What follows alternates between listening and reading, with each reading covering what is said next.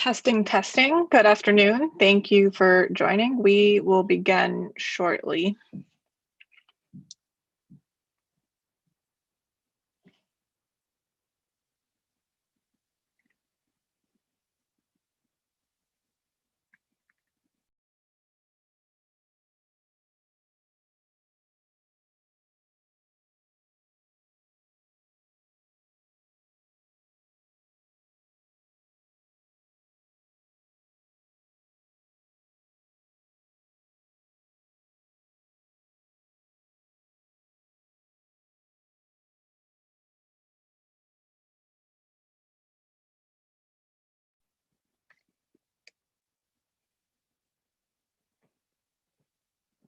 Mr. Allen, I just want to confirm that we're all good to go on your end, and I think we're waiting for a virtual sighting of Dr. McKibben. Is that accurate? That is correct. I do need to hit record before we start. Okay. I would suggest we wait 1 or 2 more minutes, and then I will not get started until you've hit record. Ms. Biasquez, I just got off the phone with Dr. McKibben, so he should be on here in just a second. Okay. Thanks for the update.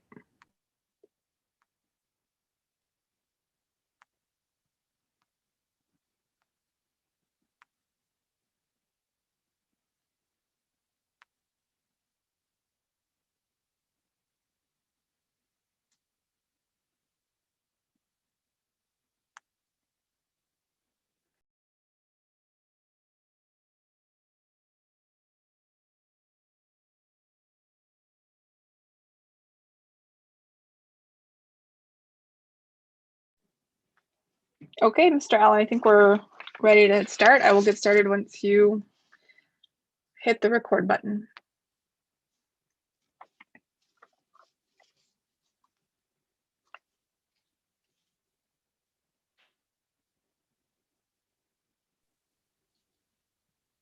Are we good to go, Mr. Allen? We are recording. The floor is yours, President Biasquez. Perfect. Thank you very much. I call the meeting of the San Juan Unified School District Board of Education to order.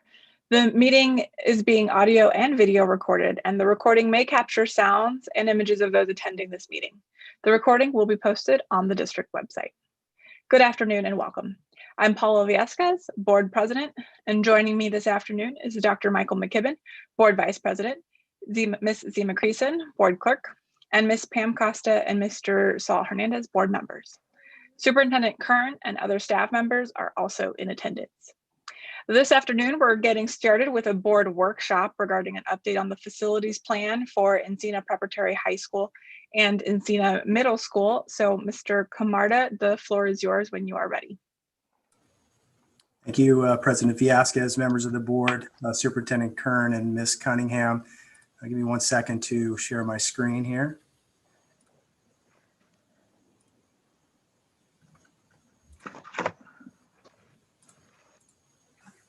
Ooh. Okay. Is this, do you guys see my notes on there, Paula, or do you see just the? I just see the slide, so I think you're good to go. Okay.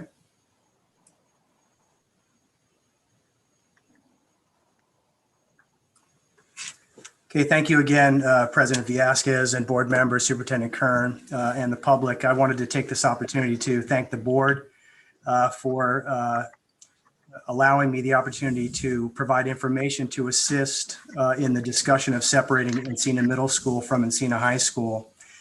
Joining me today are Assistant Superintendent Jim Shoemake, Assistant Superintendent Rick Messer, Director of Facilities Nicholas Arps, and Principal Architect Laura Noss of Lionakis.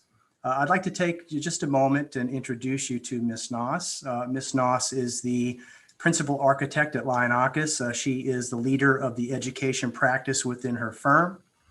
Laura has 30 years experience in the design of educational facilities in California. She has built relationships throughout the industry, including with key agencies involved in the design and delivery of our public schools. Most recently, Ms. Noss has assisted us in leading the design efforts for Sylvan Middle School, one of our first transformation projects within the school district. She's also led the design and construction efforts for Dyer Kelly Elementary School, Miraloma High School, and most recently with Arden Middle School. There's three things that we're going to cover today that I think are important for the board to consider. One would be the use of master planning. Second would be the use of demographics. And third, which you'll see later on in the presentation, some facilities scenario planning. So I think the facilities division works very closely with the Department of Teaching and Learning, and there's some guiding questions here that I think the board needs to consider. How do we use our space innovatively for teaching and learning? How are we going to continue to be flexible and responsible? How are we going to be cost effective and honor our planning and demographic usage? And then how are we going to ensure that our facilities response reflects student need and student interest? That you're going to see these questions again, board members, at the end of this presentation for your consideration. The facilities division was tapped with two goals. Number one goal would be to provide technical assistance and logistical assistance to the Encina High School and Middle School design teams and separating the campus using some of the bullet points that are above. This would include reconfiguring the campus to separate middle school students from high school students logistically, the use of master scheduling, the use of shared space, the manipulation of our bell schedules. And this goal one is to be operable by the 2021-22 school year. Goal two that is the separation of the 6-8, which is a long-term solution for the separation of middle school from the high school campus. Later on in the presentation, we're going to be again sharing some of a few of those scenarios for discussion. We're going to talk about our methodology, and we're also going to talk about the pros and cons of each of these scenarios. Board members, section 2.2 of our master plan executive summary lists our assessments from the greatest to least amount of need. The slide that you're seeing today as our high school physical condition assessments. I wanted to point out before I move on that the contents of our master plan remain relevant today as they were in 2014. Our buildings are just 6 years older. The physical assessments remain very useful to us as facilities planners. Where we need to focus our attention for updates are in the enrollment figures. The cost of construction has dramatically increased over the last 6 years. As well as updating our plan to reflect the work that has already been completed. Unfortunately, COVID has kind of sidelined our plans to start updating our district's master plan. I wanted to talk just a little bit about the topic of master planning for a moment. I've presented on this topic of master planning at annual conferences. One most notable would be the California School Boards Association's annual conference. The California Association of School Business Officials, and the Coalition for Adequate School Housing. And after I presented that, I asked the members of those workshops to take three things away from my board presentation or my presentation. One would be, if you have your master plan, make sure you use that master plan. Make sure it does not collect dust on your shelves. Make sure you have very solid demographic information. And make sure that you work hand in hand with teaching and learning to program your facilities around their academic focus. I also want to point out that our district master plan was awarded an award of excellence by the Coalition for Adequate School Housing at an annual conference. So you have a pretty good panel here. We have a great track record, and I just wanted to make sure that I reminded the board of that. In front of you at the screens, we have our grading categories, which are everything from our building shells, interiors, our infrastructure, and our equipment, our furnishings. This is the number one tool that we use to ensure that we're looking at our conditions. On the right-hand side of the slide, you'll notice that these are the grading categories, everything from our least amount of our most need to our least need. El Camino, Encino, Rio, Del Campo being in the top four of our physical condition assessments. I'll move on to our middle schools. Again, the grading capacity or the grading categories are the same. As you can see, Encina, Arden, Barrett, Arcade secure the top four spots. And I just wanted to point out to the board again, If you were to look at our focus right now, we are now building a brand new Arden Middle School. We should be breaking ground on Barrett in the summertime, and then we are taking a very strong look at Arcade based on its needs. Board members, within our master plan, section 4.2, how do we consider, choosing schools? How do we support our short and long-term educational goals? We look at educational adequacy. We look at our enrollment trends, and I'll get a lot into our demographic analysis in the next couple of slides. We look at building useful life, and we look at program offerings, either career technical or anything beyond that. And we also look at what our state modernization funding eligibility is to maximize the dollars that, that we will receive from the state. So in our master plan executive summaries, there's a lot of examples of success using this methodology. We got Dyer Kelly, Del Paso Manor, Greer, Cottage, Sylvan, Arden, Barrett, and others. Some great examples of our high school signature projects and our investments in athletics and career technical education programs. And I wanted to just highlight a couple of the investments we've made career technically. And I think some of the things that are exciting for Encina and even for the high school and for the middle school are some of the investments that are made previously. So there's some light there. At CASA, investments made at the MedScore career technical program, the broadcast journalism at Del Camp, but we have a brand new technology center that opens up very shortly. We are focused on computer technology, broadcast journalism, the Fire Academy, construction.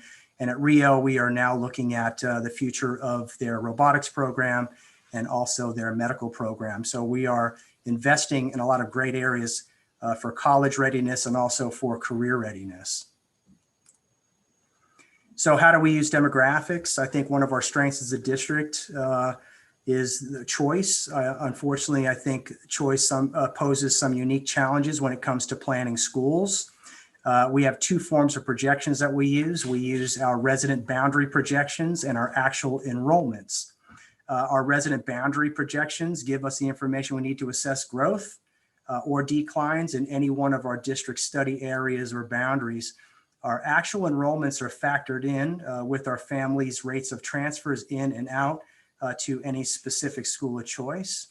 We're going to take a look at our resident boundaries in Encina, both at the middle school and the high school. And we're also going to do some comparisons with other district middle schools and high schools on their transfer rates in and out.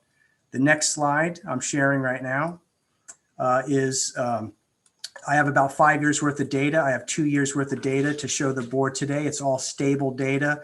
It has been consistent for the last 5 years. I didn't want to show 5 years worth of that historical information, so I concentrated on 2. As you can see within the Encina Middle School boundary, we have 1,033 middle school students who live within the boundaries.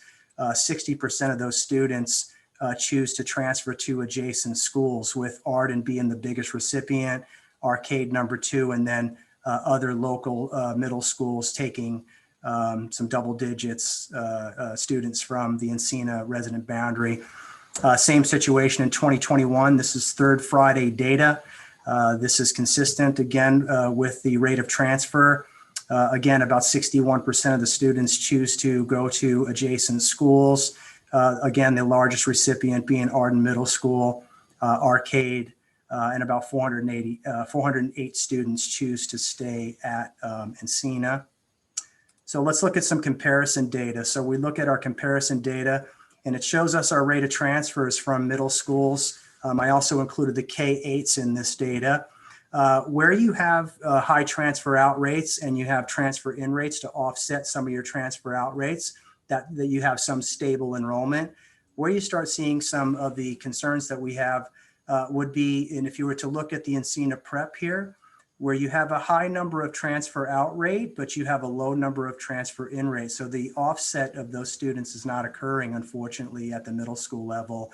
But this just does show that we do have choice in our district. But when you start seeing single digit transfer in rates and double digit above 50%, it gets us concerned about stable enrollments in any one of these particular schools.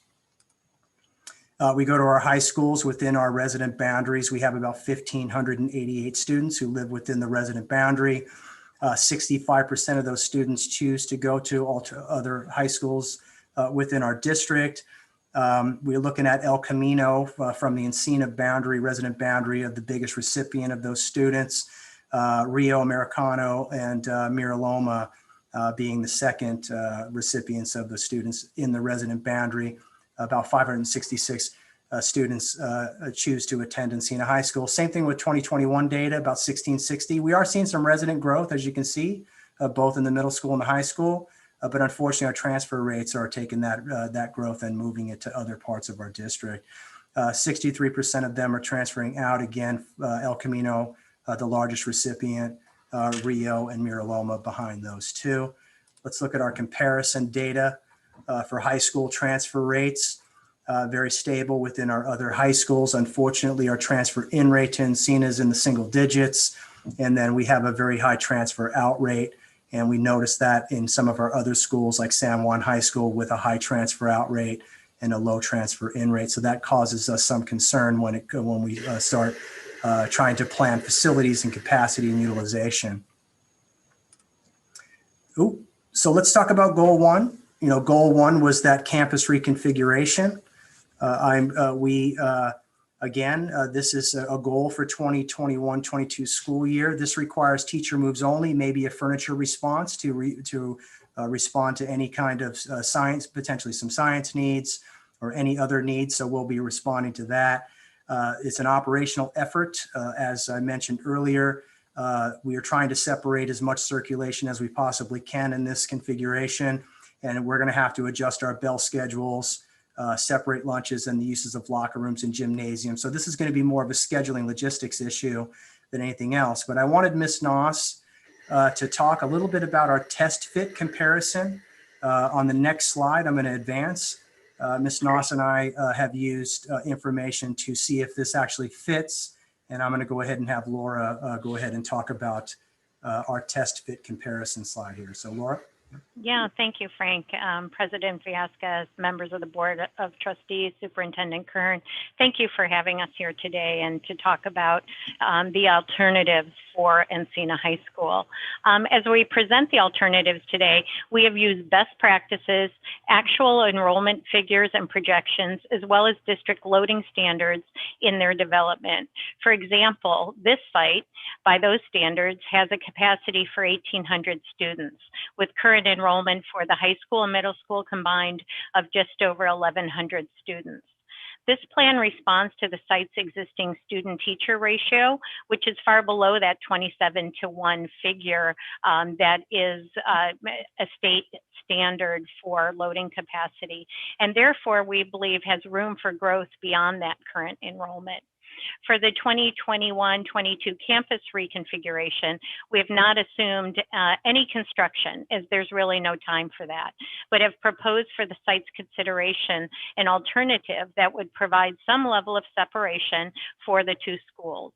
This goal, the separation of the facilities, was clearly outlined by the site educators as a priority and a key issue to the Encina Middle School parents. In red, you see facilities that are assumed as shared facilities: the gymnasium locker rooms, the cafeteria, administration, and library, as well as an art lab at the north or the top of the page and a music room central to the quad.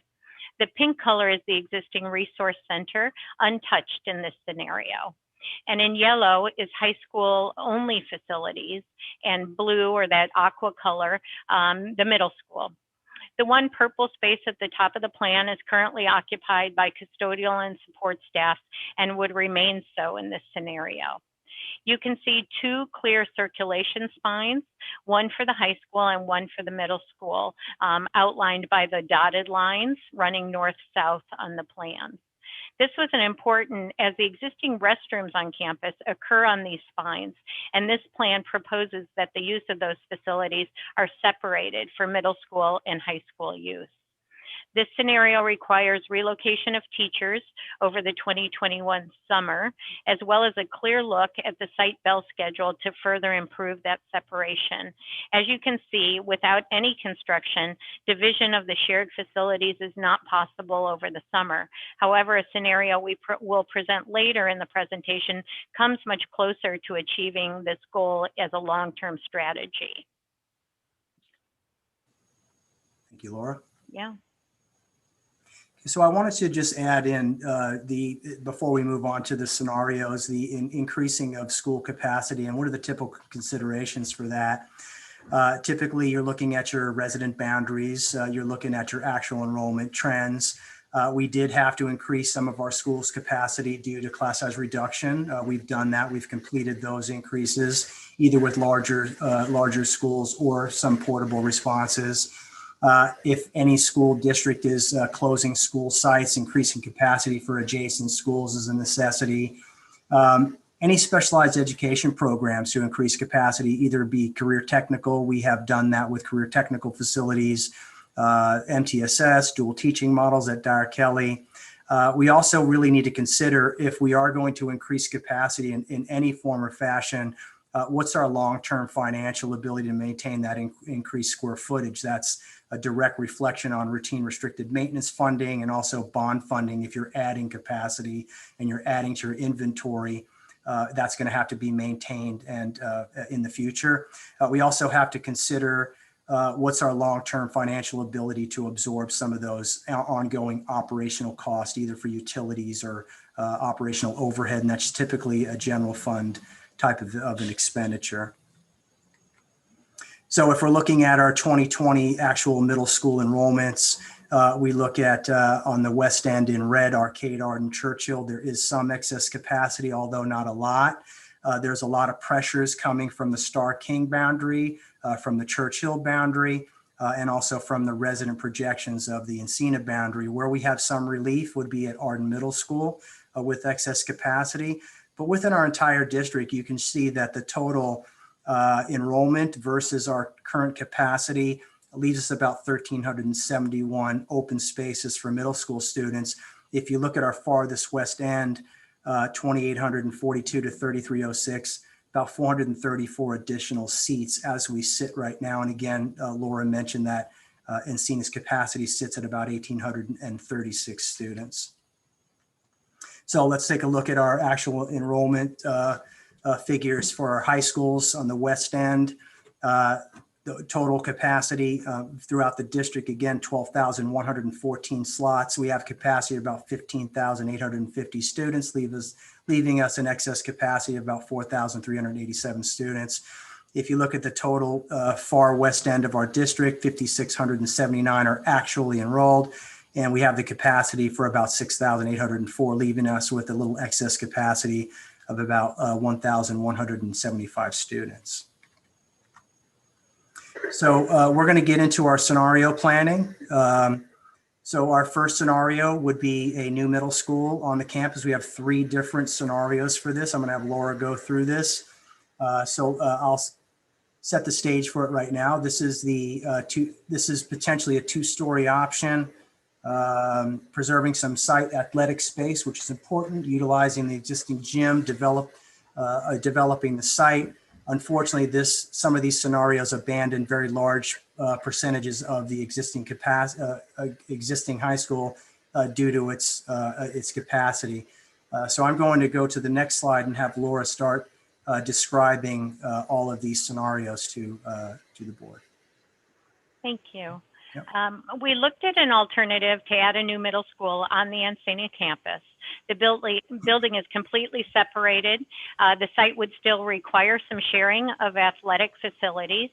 While the 39 acres that are here may be adequate by state standards, for a high school of 800 and a middle school of 600 students. Because of the existing buildings, the kind of funny offset in the and irregular shape of the site, the 39 acres really becomes a challenge for complete separation of the two facilities on site. We used, as Frank mentioned, a two-story single building model, similar to what we're doing at Arden Middle School, as the density of that project by going up was needed to fit on the existing campus. The three scenarios, starting with this scenario 1A, is for 600 students. It places the new middle school along Bell, shown here in the aqua color.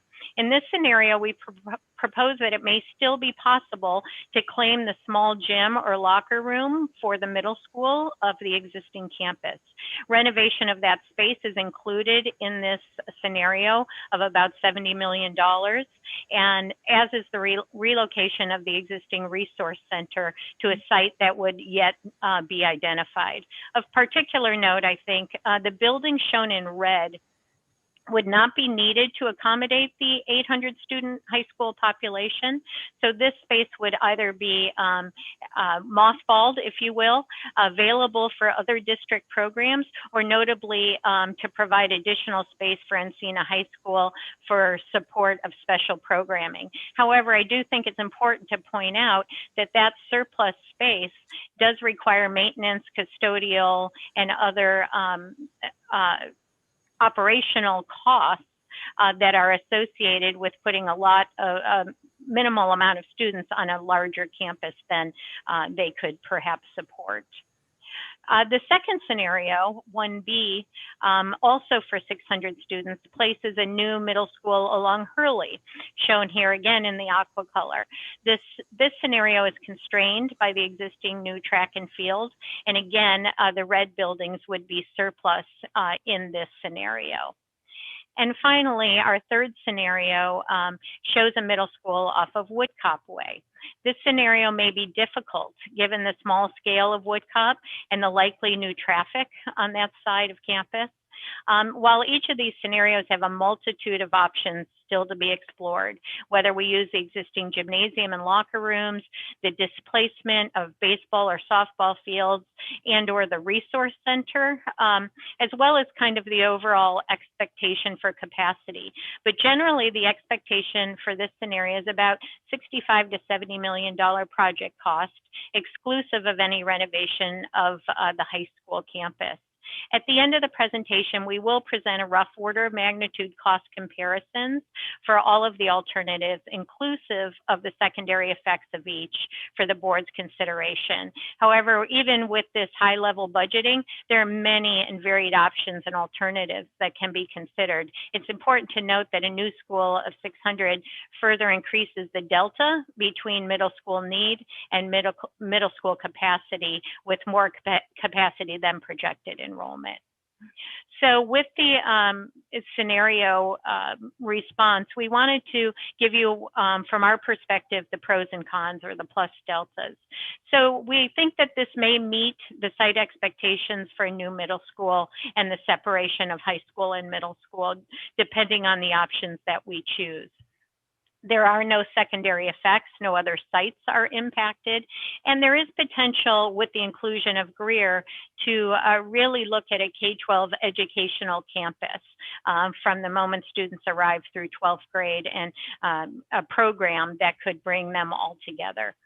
The deltas or cons for this scenario, not leveraging the excess capacity at Arden.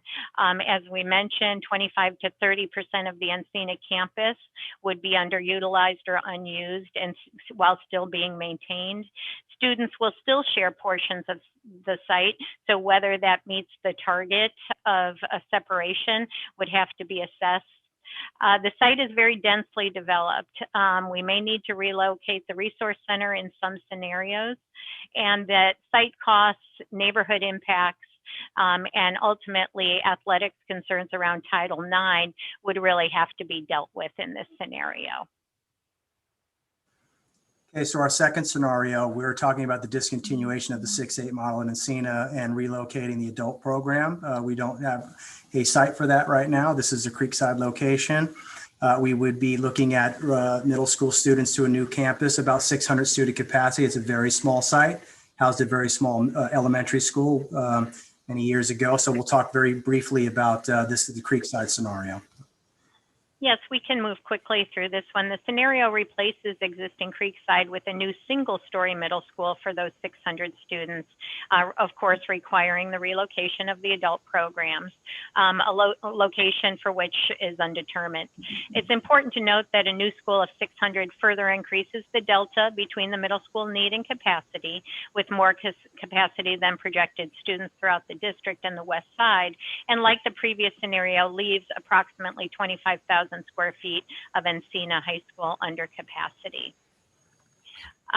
Again, with the plus deltas, student travel distance for some of the students in the attendance area of Encina may improve for some students, and it would meet the expectation of separation.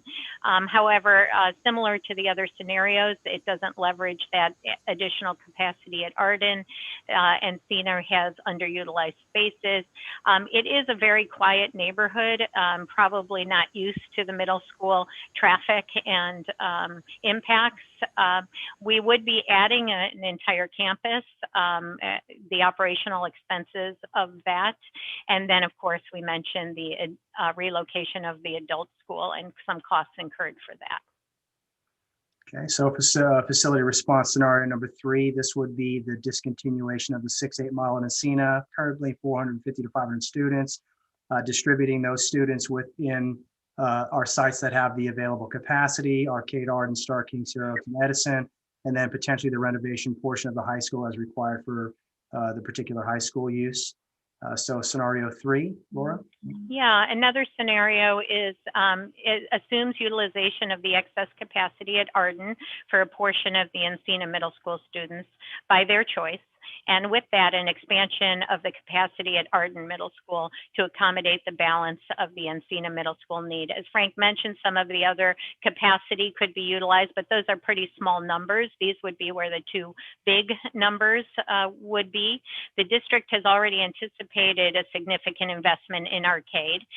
So this scenario would simply augment that investment to increase the capacity.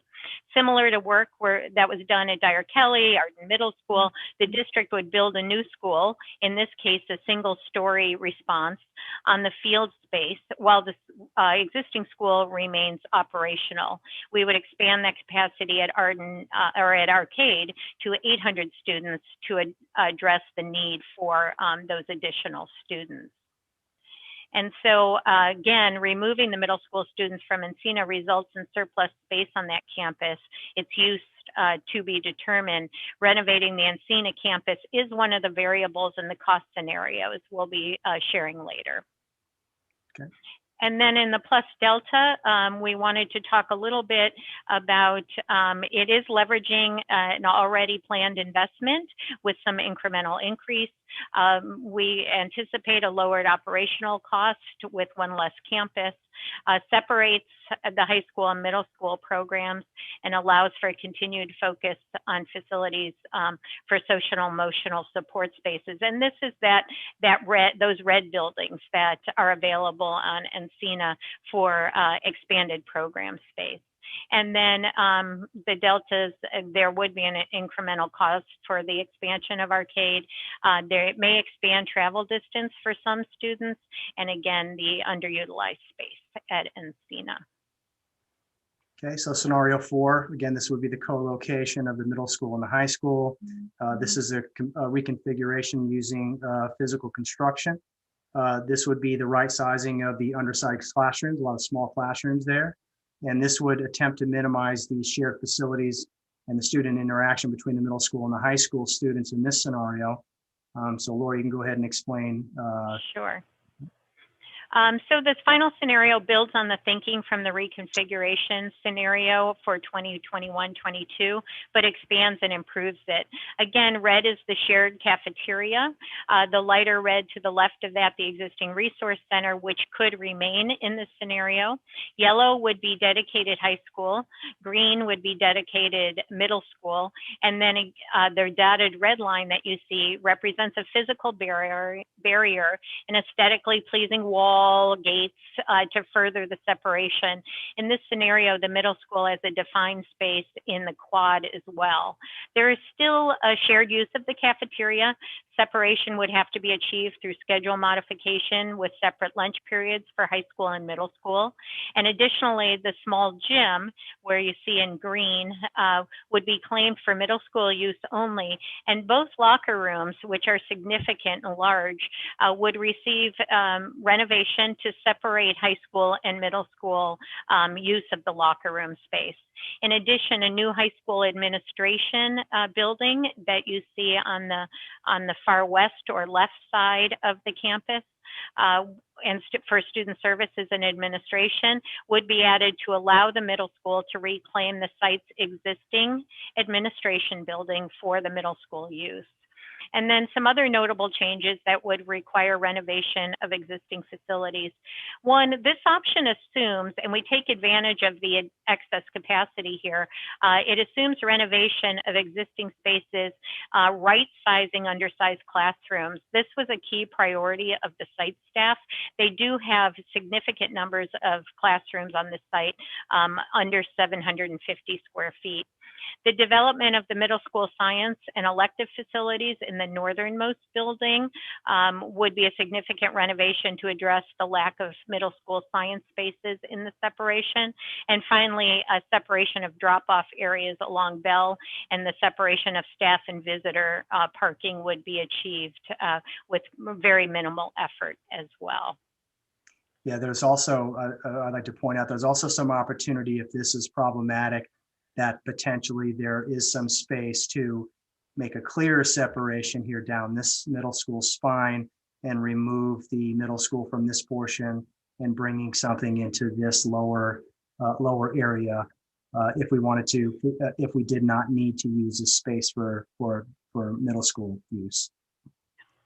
And then on the next slide, we just point out that this site, this option also allows the investments already made in the new track and field, the new softball field, and the baseball field to remain. These do, of course, remain shared facilities for both middle and high school.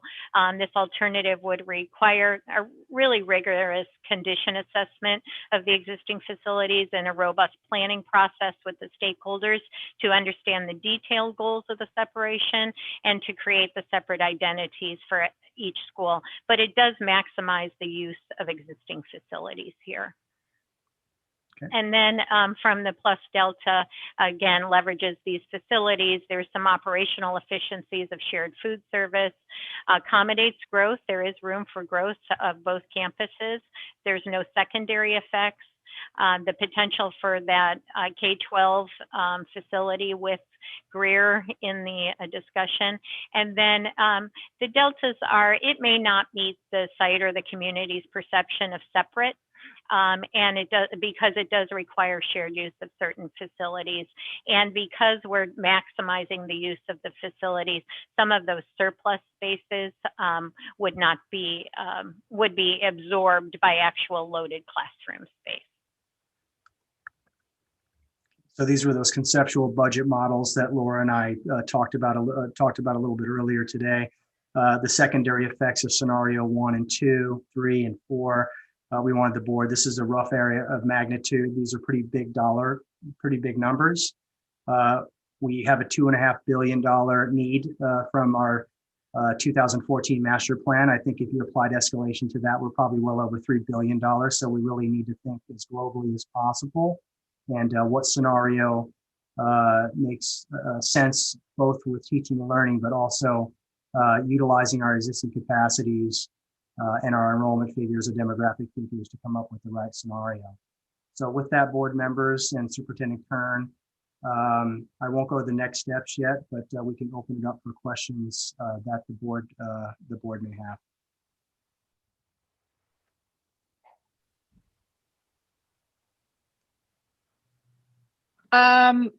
Thank you, Mr. Camarda and the team. I was gonna check in with my colleagues because I was actually planning in between your presentation and between discussion to call for public comment. So I'm actually gonna, there's no objection from my colleagues on that order. Again, hearing public comment, then discussion of the board. If that works for folks, I'm actually going to invite Mr. Camarda to wrap up. If folks would prefer a different way moving forward, I invite you to voice that now. I support that, President Villescaz. Thank you, Ms. Creason. I do as well. Okay, fantastic. So I think that being given the case, and just so that our community members that have joined us have a little bit of a heads up as well.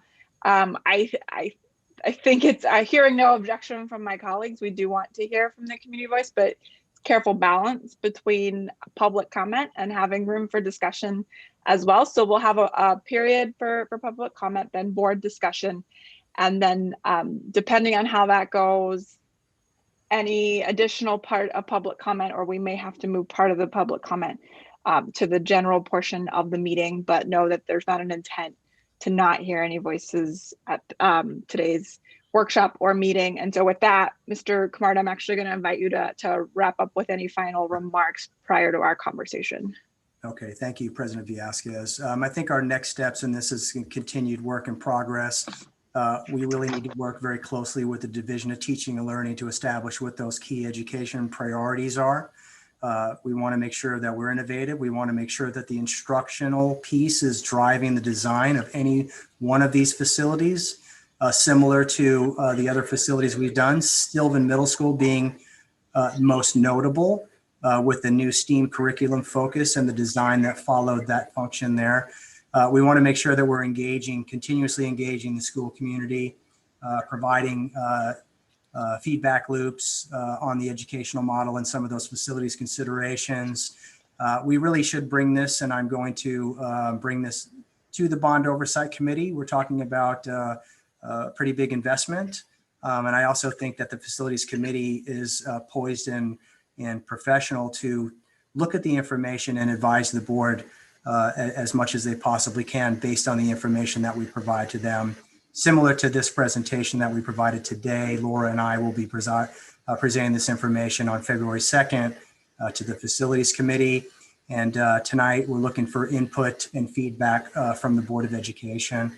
That wraps up my presentation. Again, I'll put the guiding questions up for the board's consideration. And with that, President Villescaz will take any questions or listen to public comment.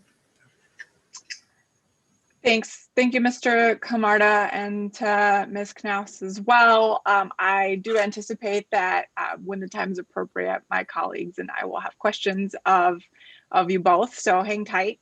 But at this point, I'm going to see and invite Mr. Allen to see if we have any public comments and ask him to please give instruction to those in attendance via Zoom on how they can raise their hand if they have a comment at this time. I'd be happy to, President Villescaz. For those who have attended the meeting on Zoom with us today, now would be your opportunity to offer a public comment on the workshop item today. If your comment is on an item other than the workshop item, we would ask that you hold your comment for general public comment later in tonight's meeting, or for when the topic you are speaking on is called later in tonight's meeting. Again, this is your opportunity to offer a comment on today's workshop. If you've joined us via Zoom and would like to do so, you can indicate that by clicking the raise hand button on the bottom of your screen if you're on a mobile device, or the bottom of the participants or attendee list if you are on a desktop device, or by pressing *9 on your telephone keypad if you've dialed in to listen to the meeting today.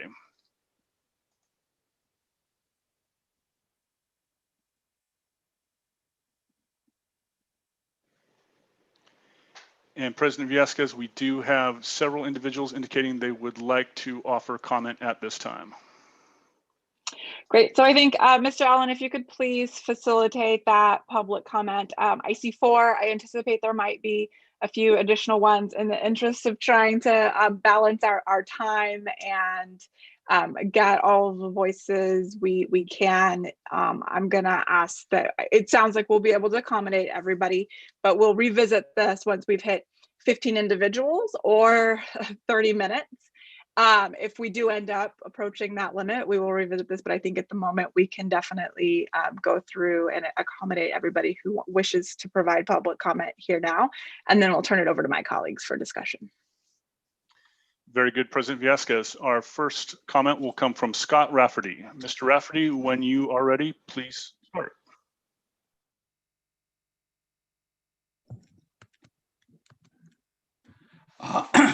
Good evening. I worked for Dr. Gary Orfield when I was in college, and I remember him saying that Sacramento was doing some things right with school integration. So many years later, it was startling to read the B quote him in 3 articles calling out San Juan and Encino. I applaud you for addressing interactions among choice policy, Encino's D+ physical assessment, and its 61% transfer out rate.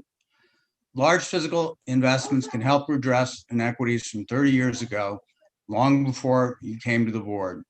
But failing schools exist in interaction with economically challenged neighborhoods. Each reinforces the struggle the other faces. Facility renewal alone cannot reverse that dynamic. So I asked, is the board sufficiently connected to this community to provide full equality to these students? None of us is an English learner, refugee, or immigrant, or live among these populations. I can represent them as an attorney. Ms. Costa has supported individual students, but none of us truly speaks for these students, their families and neighbors. More critically, you do not speak to them on the same basis as one who lives among them. So invest in governance too. One of you may plan to forego re-election and open a seat that the Encino area can be part of. Mr. Fertshaw can tell you how that played out in Mount Diablo. Or just grow the board so that this disadvantaged community can have a dedicated voice of its own. The sooner you do so, the more effective physical investments will be in empowering these students and their neighborhood. Thank you very much. Comment, Mr. Rafferty. Our next comment will be from Barry Roth. Mr. Roth, you are ready, sir. I'd like to thank the board members, district staff, and our architects for continuing to work with Encino, partnering with our school and our community. I'll keep my comments short, and I know this is a process. I know that as these plans are being discussed today, that a lot more will go into this. And what I ask is, I know that in listening to Frank, as he's pointing out a great point, that an instructional model should drive our site plans, the facility plans, but I would like to offer an alternate view or an accompanying view, that I believe that the social emotional supports that our students and our community needs perhaps should first drive what we do at our campus. That we want to make sure, like if we think of Maslow's hierarchy of needs, we need to make sure our students are fed, that they're clothed, that they're housed, and that their mental health is taken into consideration before we can expect them to learn at a high level. Now, we still want to offer rigorous education. There's no question about that, but we must take care of our students first. And so when I look at these plans, I am searching for places for our social emotional wraparound services. Many of which are already in place, and we're fitting them where we can in our existing structure, and that's difficult to do. As a community school and working with Greer, we're expanding our services. We've already have plans in place to move forward, and I think that's what really needs to drive our work, is that approach to our school. And the last thing I'll say is that I hope that the work of the design teams will be considered in this planning. So I thank everyone and working with us and advocating. And thank you for your comment, Mr. Roth. Our next comment will be from Bud Weisenfeld. Mr. Weisenfeld, when you're ready, sir.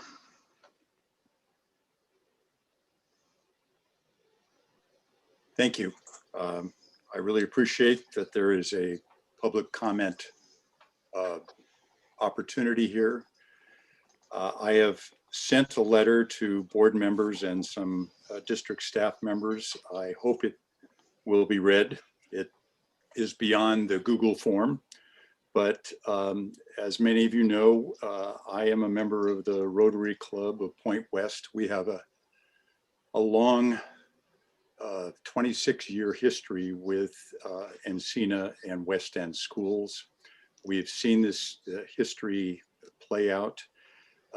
In our opinion, it's critically important for Encina Middle School to remain on the current site, and that the board support facility improvements for the campus to achieve its ultimate equitable result, which is engendered in a design that is about a decade old. And it was a great design, as Barry has alluded to, because it was not just for a school turnaround, it was for a community engagement in a very broad sense. And the staff has done wonders trying to bring that together. Ever since the turmoil of the Salk closure, which is addressed in my letter in more detail. So we have this opportunity now that we have, the silver lining here is that we have 3 schools there to engage parents from the very beginning and retain them in their resident area, which has been challenging. And frankly, the transfer slide says it all. So please consider this in the broadest possible context. And thank you for your comment, Mr. Weisenfeld. Our next comment will be from Mary Stoke-Vitis, when you are ready. Hi, I'm a teacher at Encina, and we had about at least 17 classes who gave input on their thoughts about the facilities that we shared with the board today. So thanks in advance for considering what you hear from those students. I just wanted to ask one brief question, which is if we're talking about, I know Frank mentioned really wanting to regard the master plan when thinking about the new facilities. And I just wanted to note that the master plan from 2014 did include a recommendation for a pool and a community center on the Encina campus. And I wanted to know if I didn't see it reflected in the 4 scenarios, and I didn't see the 21st century kind of pod features, but I wanted to know, or just note that I didn't see that reflected in the plans, although they may be there, just not in detail. Thank you. Thank you for your comment. Our next speaker will be Rebecca Mackin, when you are ready. Okay. Hi, my name's Rebecca Mackin. I'm also a teacher at Encina High School. Kind of to touch on what Mary Stokey had mentioned, I had noticed in the budget that the signature project for Encina was outlined as part of the development budget. Does that mean that Encina is not going to be getting a separate signature project, or is it's just being wrapped into the budget of developing the middle school so that it will cover the additional costs of that system? I just want to double check on that because all the other high schools are getting signature projects that are separate from their development budget. And I wanted to make sure that we still had that equitable distribution of what were originally meant to be this defining project for our schools. Thank you for your comment, Ms. Mackin.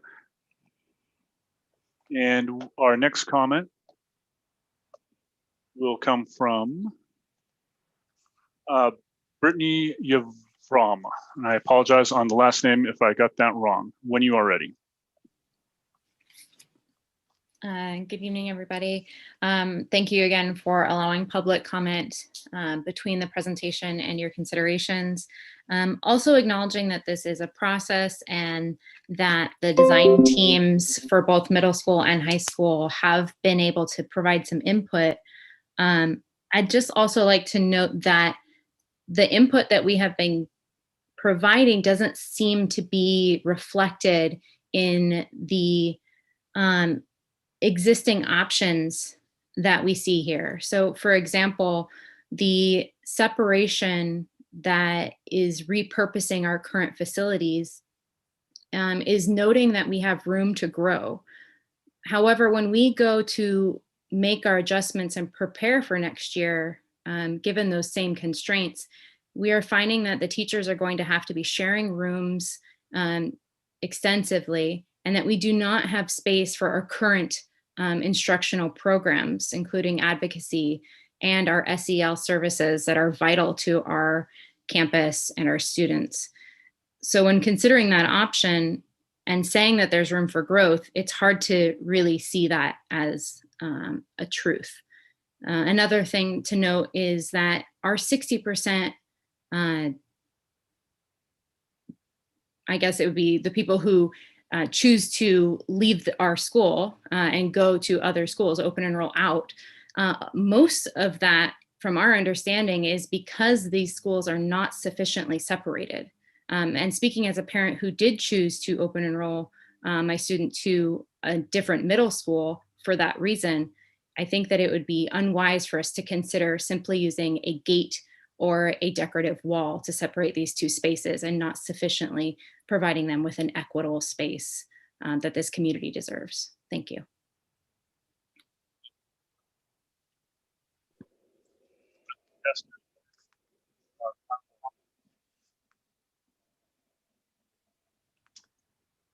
I'm not sure if it's my end or your end, but I couldn't hear Mr. Allen, but I'm going to assume that he said that that was the conclusion of public comment. It was on So his end, Ms. Viasquez, so I heard the same. Okay. All right. So that being the case, Mr. Allen, we cannot hear you, but in the meantime, we will carry on. I want to move, I'm just going to make sure I'm not forgetting anything. Now that we have heard from our visitors, we can move to discussion amongst the board, and I will do my best to stick to our dais order as I have in past meetings. So we'll begin with any questions or comments from Mr. Hernandez. Thank you, President Vasquez. I just have some very quick questions to Frank and I guess to Frank. Frank, what is the distance from the Encina School to Arcade and to Creekside? Just approximate distance. Do we know that? I want to say 3 miles to Creekside and about 4.5 to Arcade. Don't quote me on that, but I did some. Close enough. Yeah, it is between Arcade, Creekside, and Encina. Creekside sits right between the two. Okay, and so Frank, I don't want to. I just want to get right to the point.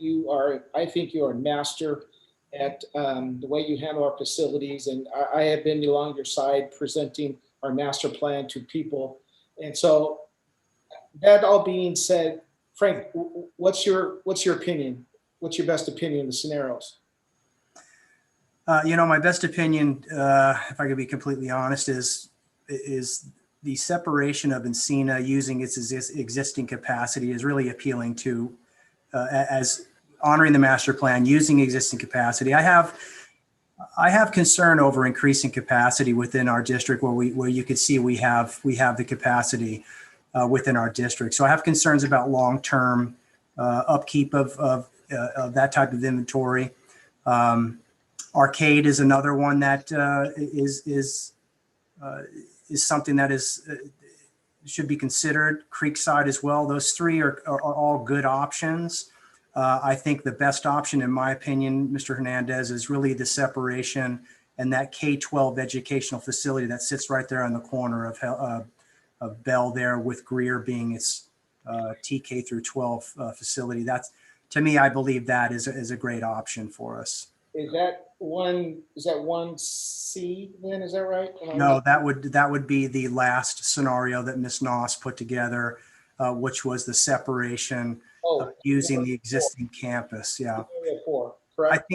I think Creekside's a good option, but there are some problems with that. I think the cost of that, I think the deltas or the cons of that cause for pause. Just because it is a quiet neighborhood, there is a significant investment. It's not a very large site, so growing that would be somewhat problematic. And then the ongoing cost of that, but Creekside is a viable option. To be honest with you, like I said, I think the last option that Laura scenario 4 provided is a solid option.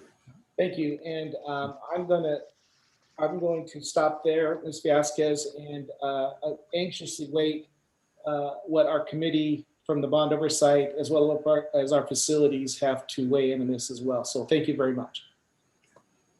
Thank you, Mr. Hernandez. Ms. Costa. Thank you. I'd like to start by thanking the students for all their letters. It was really a pleasure to read your ideas and your thinking, and that I think is a very important part. We talk about student voice, and this was an opportunity for student voice. So thank you to the teachers who encouraged that as well. I had already contacted Mr. Camardo, but I just want to go on record that all of the numbers reflect the 2014 master plan, or grades reflect the 2014 master plan, except for Sylvan. And Sylvan is after Sylvan was modernized, and so its grade came up higher. I would assume, and I think you said this in your presentation, Mr. Camardo, that many of these would be different if we had been able to do the revised facility master plan. Would that have changed the arcade situation at all? Because we haven't done any work at arcade, right? We have not done any work at arcade, no. I think you're right. I think what I attempted to do with the increasing the grades of Sylvan and other schools, I thought that I would start there. Unfortunately, I quickly realized that I really needed to start looking at having my team and my experts really reassess these properties that we've made the improvements on and assign new grades. Arcade is a physically low assessed school. So yeah, we do have to, at some point in the future, address those needs, Ms. Costa. Okay. Yeah. When Mr. Roth talked about social emotional programs and space for it, would there be any room in the newly proposed administration wing for programs that would be for social emotional needs of students? You know, Laura and I have had some really great conversations around this topic, and I think there are some innovative things we can do. So I'm going to ask Ms. Noss to talk about this. We've had several conversations on how we can address some of those social emotional needs. So Laura, if you take a few minutes just to kind of talk about some of the options we were talking about, if scenario 4 was to come to fruition. Yeah, I think that's a really good discussion point, because we talked about not only a signature project perhaps being part of this as an add-on, and that has that potential for both community space and social emotional space kind of resource amenities. But we have planned the administration building just for budgeting purposes at about 8,000 to 10,000 square feet. So it's significant, and there is room in there for resources and social emotional learning spaces. The other thing that the plan really can take a look at is, as we reclaim spaces and we do that right sizing of classrooms, using some of the existing space through that renovation to create those pull-out opportunities, those meeting spaces, those one-on-one spaces for IEP or other program space, can be really an important part of reclaiming existing spaces. Even the space where currently there's district facility staff or custodial staff is a really beautiful space that could be combined into and create a learning center or other kind of environment that really could propose that gathering space, as well as those small one-on-one spaces that the site so sorely needs. So I think the next deep dive is where the opportunity to have those found spaces and really utilize better this existing square footage that's there in a kind of transformational renovation. Yeah, we've also, Ms. Costa, had conversations around the existing cafeteria and some of the potential for that community type space with those support spaces, maybe outward facing towards the parking lot, so students and families can take advantage of accessing those programs from that south lot and doing an extensive renovation to the cafeteria area. We also discussed that in great detail as well. So there is some options for those social emotional spaces. And seeing that cafeteria as a student union space with small breakout rooms and small group learning spaces, and quite frankly, before and after school opportunities for students to be on campus doing homework, meeting with specialists or other community assets. Another really excellent opportunity, and even could be in that signature category. And then one last question. Because parents are the ones who said that they wanted the facility separated, not to have their middle school kids with high school students, have we taken any of this back out to the parent community to talk about that, whether the plan meets their interest, or is that coming next? Nina Mancina has done her work, identified the 6-8 separation. We have not taken any of the facility responses to the community. We wanted to get the board's response, some input from the board. We've been working quite extensively with Shana Henry and Roxanne and Lori and the staff over at Encina and the design team, just to get a feel for what they're looking for. But we have not done that community outreach at this point, Ms. Costa. No. Thank you. Thank you, Ms. Costa. Thank you. Ms. Creason. Thanks. I have a few just comments and questions, and I first want to respond. Mr. Hernandez and I often have the same thoughts, and so I too looked at the distance. I did that last night, and at the time of day that I did the tracking, I said, how long is the walk from Encina to Creekside? And that was 43 minutes at the time I did it. And for Arden, so Encina to Arden, it was 38 minutes. So I was thinking about that too, just the distance. So a couple of things. First, I echo Ms. Costa's sentiment about thank you, students. It was wonderful to hear your voice. And, I'm looking at a long list of notes that really identified and pulled out exactly what you were looking for. So I want you to know that that was heard. And I would love to hear from more of you as we move through this process. I want to acknowledge a comment that was made about, none of us have any connection to the school community. And I'm very proud of my nephew soccer star Dave L. Perry that graduated from Encina last year. And it's a connection I'm very proud of. I'm really curious to hear what comes back from the facilities and bond oversight committee. Those are our two stakeholder groups that I know that this is going to be going to. So looking forward to hear what their assessment. I'm wondering, were they invited to this workshop to hear the public comment and everything that was presented today? I didn't particularly invite them directly. I sent out the board packet to them. They have that packet that was sent out for them to review. I'm going to do this exact presentation on the 2nd, but no, they weren't formally invited, Ms. Creason. Got it. And so I would suggest that maybe we just invite them to listen to the public comment that has come, because that might not happen at those committee meetings. I just think that they should hear that too, along with the presentations. I noticed, and correct me if I'm wrong, because maybe I'm not understanding the grading system. I noticed that Arden was rated at a C something, and Encina was rated at a D something.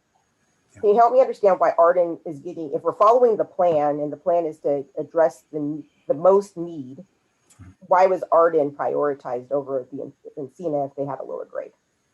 Yes, that's one factor that's used in the methodology. The second would be the demographic shifts of students transferring out of the resident boundary, the pressures that we're getting to increase the enrollment, increase the capacity of Arden. We do have, again, Star King and Churchill, who are providing some pressure as well to go to adjacent schools. So that's one factor. Physical condition assessments and demographics is another factor. It is a choice school. It's been highly enrolled. I'm asked every year to increase and put portables there to accept that. I'm worried about Star King and Churchill's boundaries continuing to grow. So we increased their capacity there. So it was in response to the shifts in enrollment, the transfer rates, the condition assessments, all the above were put in that formula to decide to modernize Arden over Encina.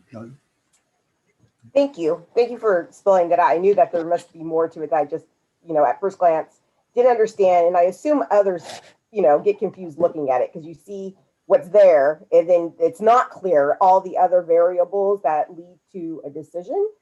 So I think that we need to raise some awareness of how we come to these decisions and when we push play, just so, folks understand. And this is going to be heavy, so be prepared for what I'm about to say. There's a lot of talk about, open enrollment. Open enrollment, is great for a lot of reasons for some people, right? Especially people with privilege that are able to schlep their kid to, and luckily I'm one of those people, I can schlep my kid wherever I want to, right? To a school of choice. And then there's folks that can't, or folks that are maybe new to this country that don't understand our educational system and understand what is open enrollment, what our schools offer. So I just want to acknowledge the fact that, something happened when we open enrolled that wasn't positive for all communities. And I think we all know that. So I just want to acknowledge that that's a thing. So although we're losing so many kids because of open enrollment, the kids that are left, I worry that we're adding 5 to it, right? We already made a decision that has caused some challenges at this school and within that community, but then we're making additional challenges or decisions based on the challenges that have come from that decision for that community. That wasn't articulated very well, but just something I just want to acknowledge that I won't call it exactly what it is, but there was a flight that happened from schools. And we were left with what we're left with. And, I also want to lean into the fact that smaller class sizes and smaller schools aren't necessarily a bad thing, right? I think that's something that we're always hoping for. We're always talking as parents, man, wish we had smaller class sizes and it just wasn't so crowded. Not sure what to do with that, but just want to throw that out there.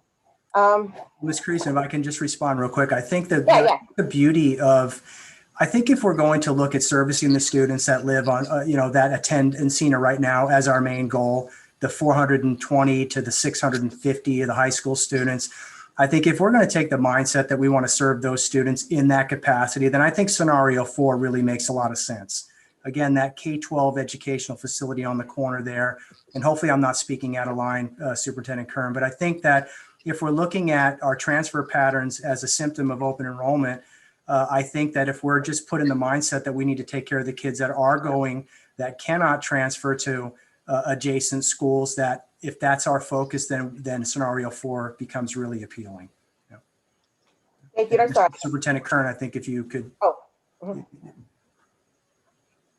No, I think you're good, Frank. I think Paul and I had a conversation, I think after possibly even the last board meeting, about the whole open enrollment piece. And I think there are some conversations to have. I think one of the things that we have to acknowledge is there are a lot of pieces behind that. And I think we're very willing to have that conversation.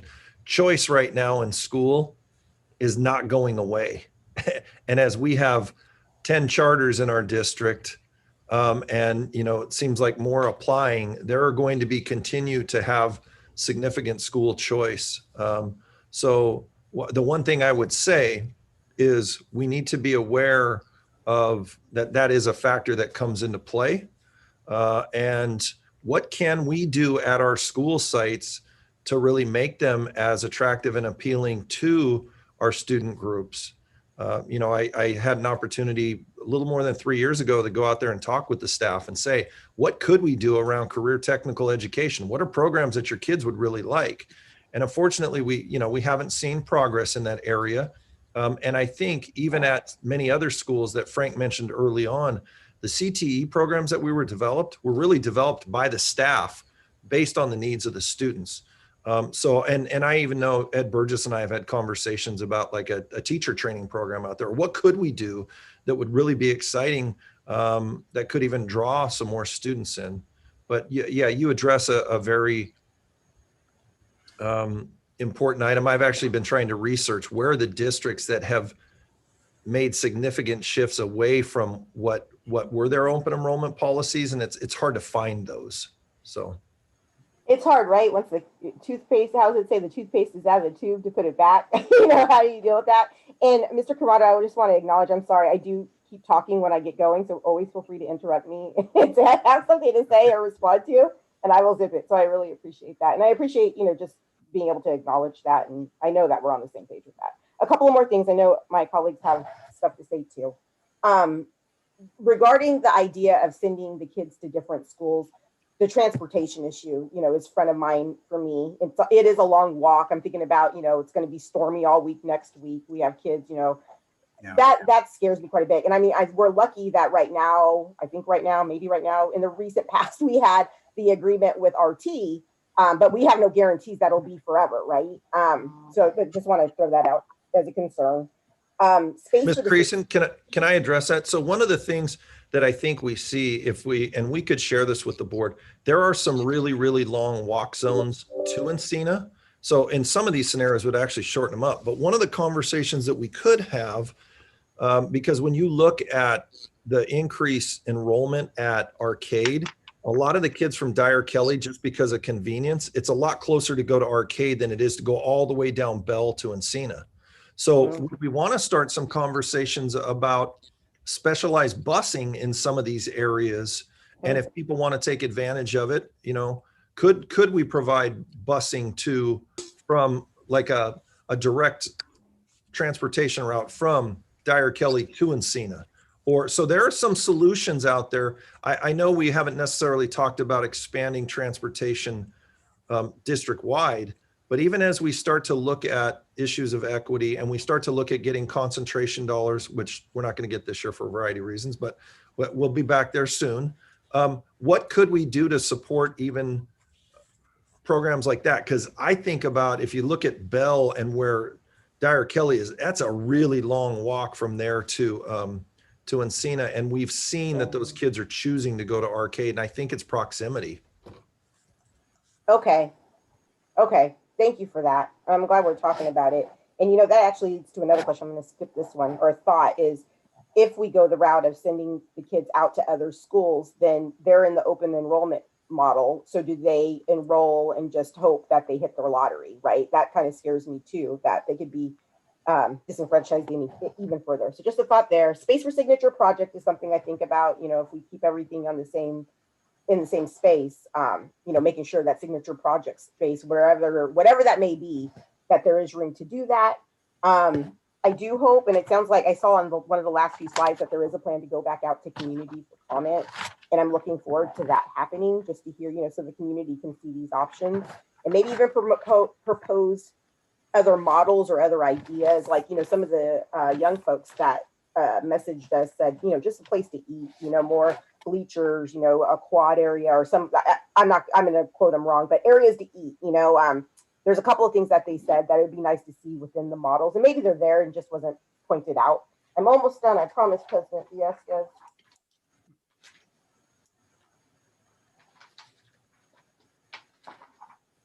Well, I think I'm done because I just lost my note. Oh, the final decision. Do we have a timeline of when a final decision, we're hoping a final decision will be made?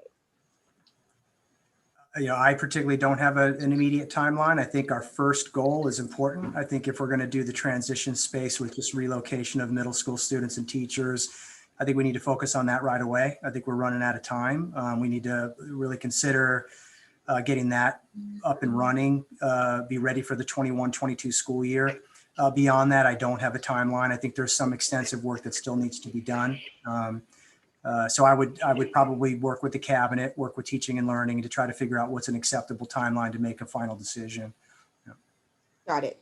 And then last thing, Superintendent Kern, once next steps happen, we're going out, we're having the more conversations, looking at stuff. Is this going to come back to the board for another workshop or discussion in some way after we have more inputs?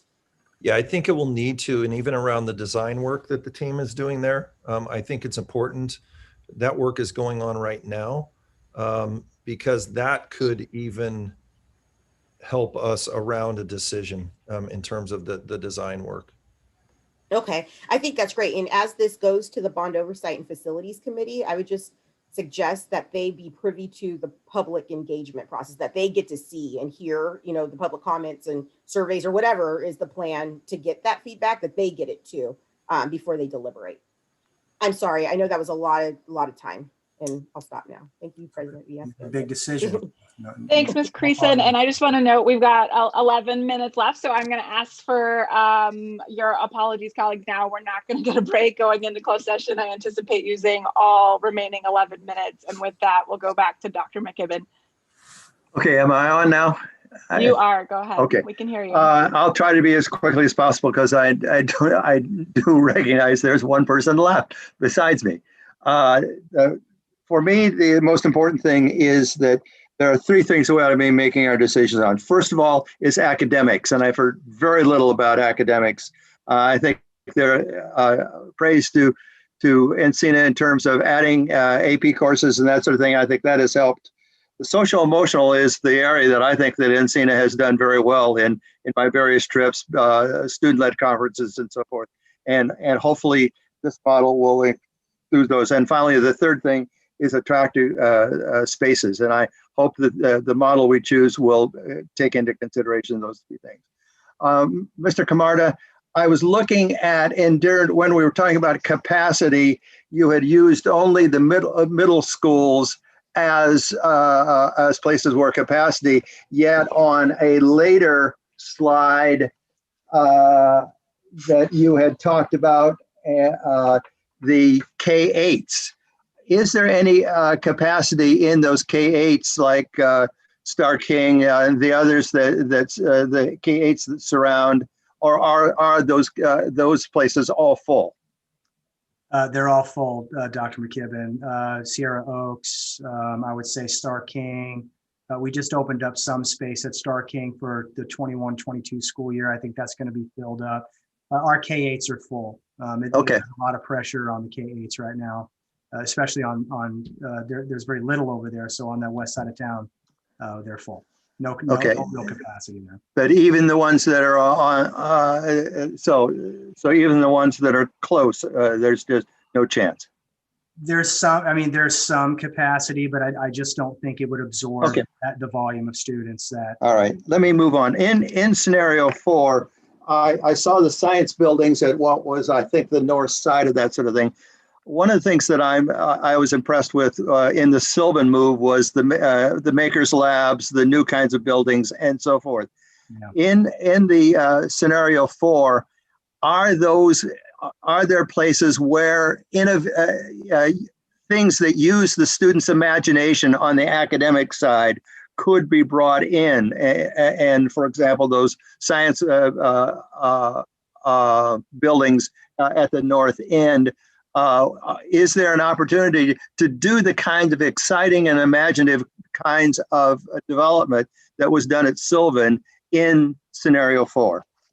Yes, absolutely. And that's the exciting part. And I think Mr. Shoemaker and I have walked those spaces, Ms. Noss and I, Mr. Messer. There is a lot of potential in those industrial buildings out there where the old auto shop is, the art ceramics locations.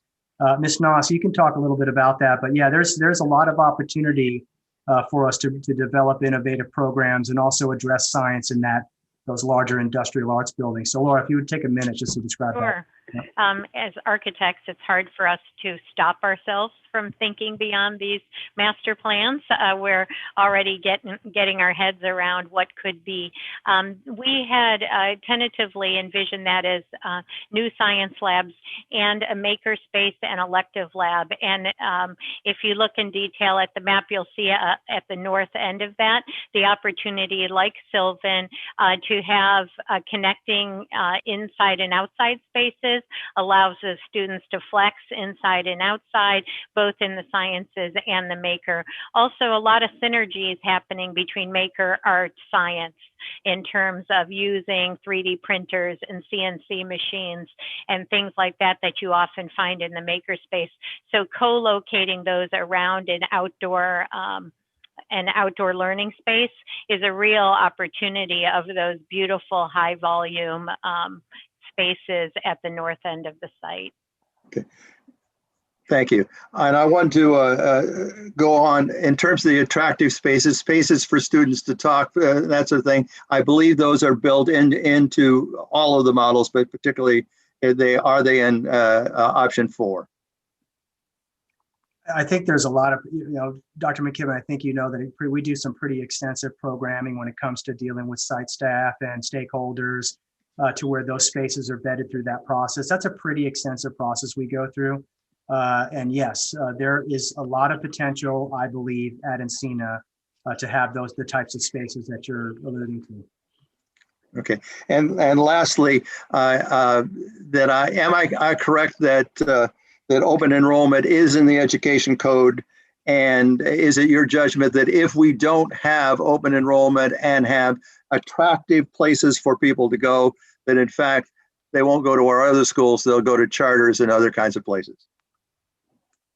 I'm not sure I can speak to that. I think that might be more on the teaching and learning side of the house. I'm not sure I can answer that with any kind of authority, Dr. McKibben. That was actually rhetorical. It is there. And Ms. Viasquez, if we want to extend by 10 minutes, we can always come back to closed session afterwards. So just for the will of the board as well, if you'd want to extend. Well, I want to be sure. I'm done. We've got our agenda laid out the way we do. So I'll take the 5 minutes remaining, actually, and I will just state, I actually invite this and expect this to actually come back to the board. One of the things I wanted to raise was the timeline.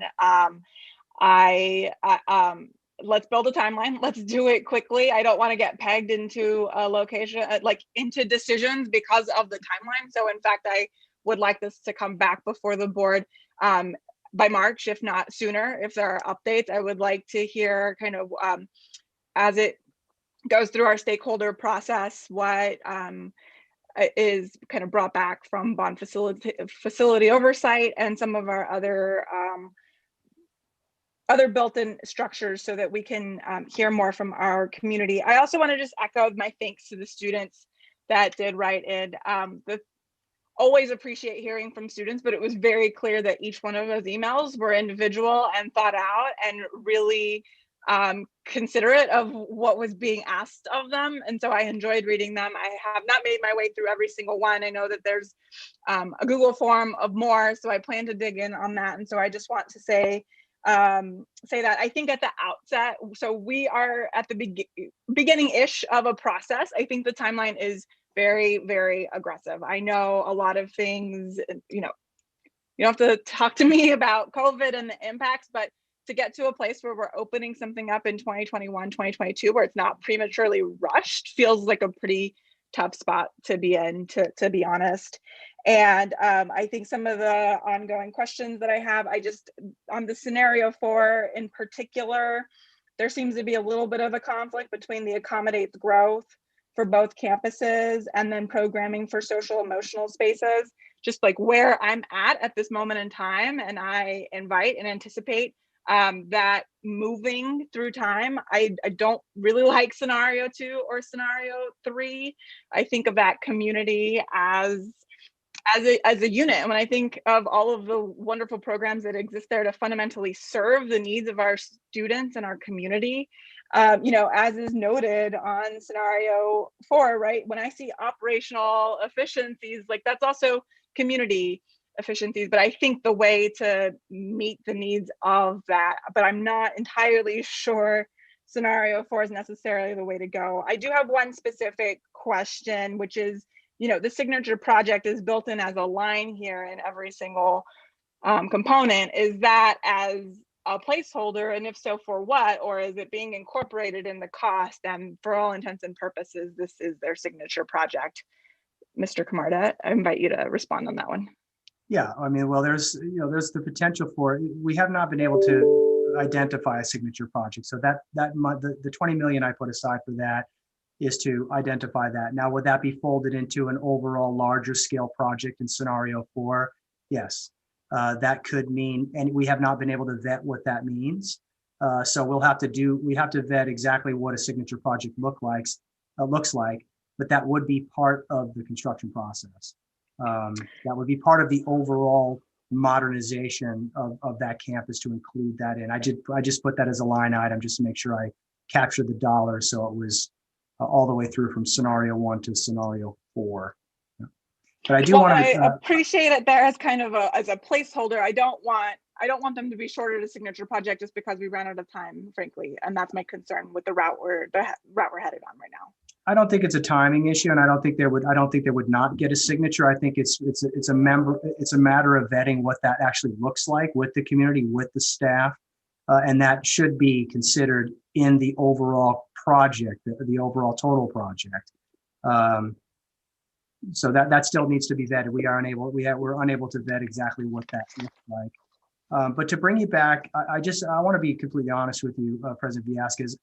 Scenario 1 is extremely problematic. I would just to advise the board, only because we'll be increasing the capacity well beyond what students are choosing to go to Encina Middle School there. I think it utilizes space poorly. The campus is not set up that way. I honestly would have a bit of a difficult time in putting a new middle school building right onto an existing high school campus, because I do think I think we're going to be adding a lot of capacity where I just don't believe it is necessary, to be honest with you. And my last question, I mean, I just also have some reflections on kind of the open enrollment piece. And Superintendent Kern, you kind of alluded to some conversations that we've had. And I think this is a space where, we're not always in agreement, and that is totally okay. But I mean, yes, open enrollment is here to stay, but let's just acknowledge that school choice isn't always a school choice for everyone. And I appreciate the openness to making that a better reality. I mean, you talked about transportation solutions and some other pieces. So I appreciate the ongoing discussion there. I do hope, and I'm requesting that this come back for further discussion after some input from our community partners and our parents, as well as was requested by my colleagues. So we can work together with staff, I think, to figure out when it can come back.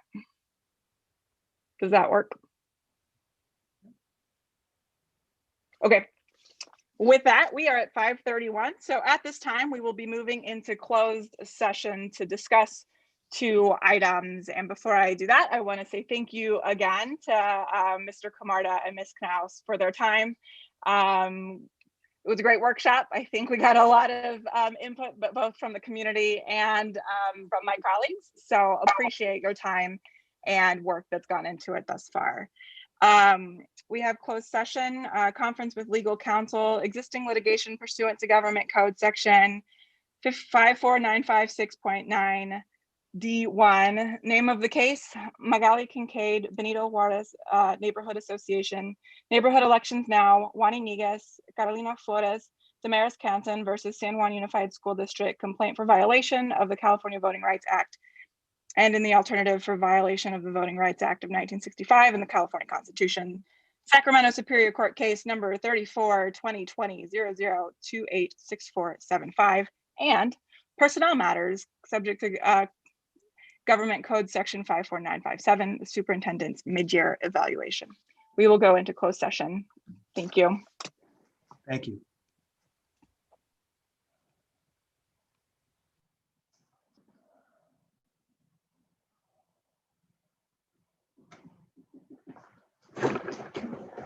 Yes. I've got a glass of water, and we're just going into closed session, so I'm Okay, so you need a glass of water. I'm good. I already have one. And you don't need food or anything? No, I'm good. Okay. Thanks. All right. I sure loved you.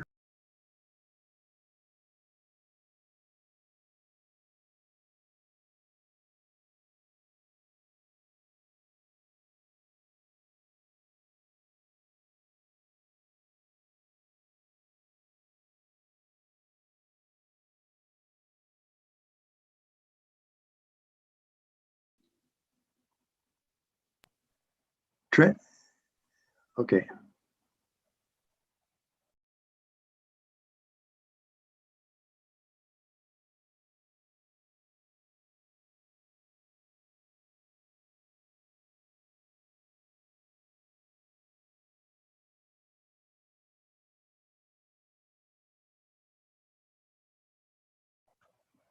What are we doing right now?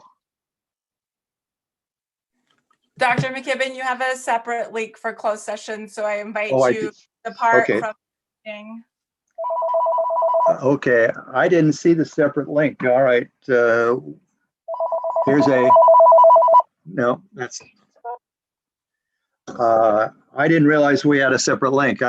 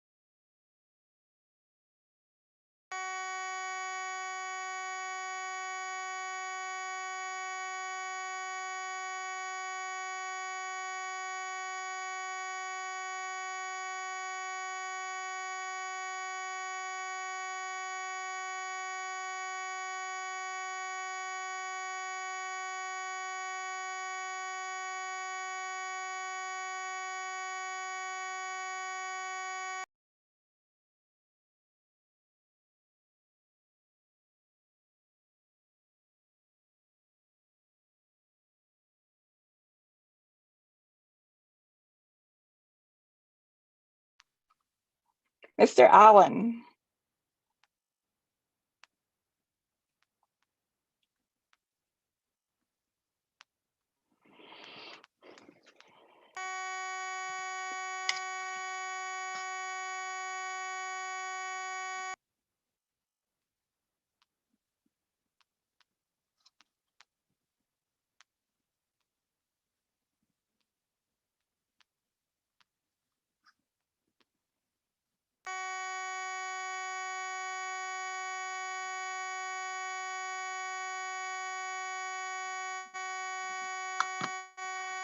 You hear that too, right?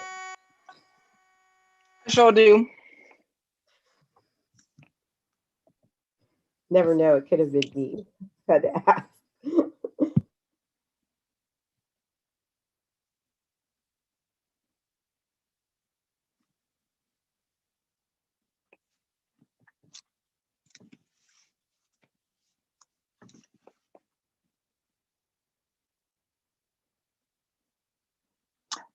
Mr. Allen, are we good for me to open this back up? We are still recording, President Villescaz. Okay, first, for those of you still with us, my sincerest apologies. I moved in haste into closed session, and at this point want to see if there's any public comment for the closed session agenda items. My sincerest apologies. Mr. Allen, would you like to facilitate public comment? If you have joined us on the Zoom call today and would like to offer a comment for an item that is on the closed session agenda, now would be your opportunity to do so by raising your hand. You can do that by clicking the raise hand button at the bottom of your screen on a mobile device, the bottom of the attendee list on a desktop Zoom client, or by pressing *9 on your telephone keypad. We will give 1 moment to see if any hands go up. And we see no hands, and I have no written comments submitted for closed session, President Villescaz. Okay, just again, for the record, since it's being recorded, I offer again my apologies, and we will now move into closed session, and we will return to open session at 6:30. Thank you, President Villescaz. The board is now going into closed session. They do anticipate again to return to public session at 6:30 p.m. for the remainder of our meeting.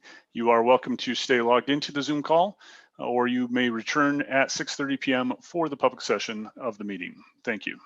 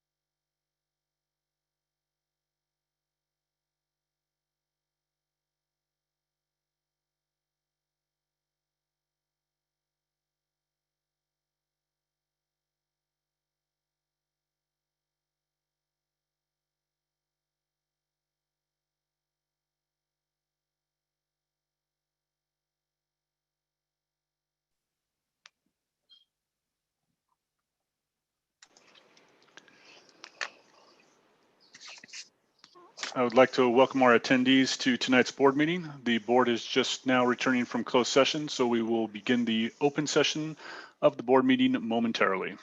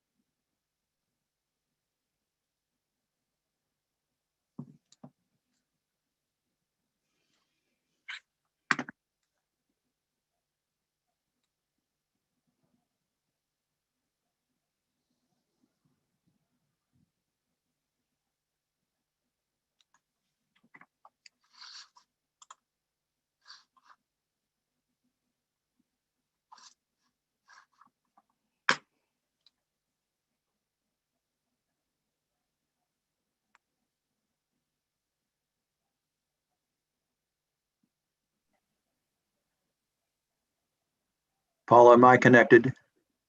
You are, Dr. McKibben. We can hear you. Thank you for checking. And we will get started in just one moment. I'm trying to get some sighting or awareness of Mr. Hernandez, but we will get started momentarily. I'm going to sneak out for 1 minute. I invite you to return promptly, sir. Yes.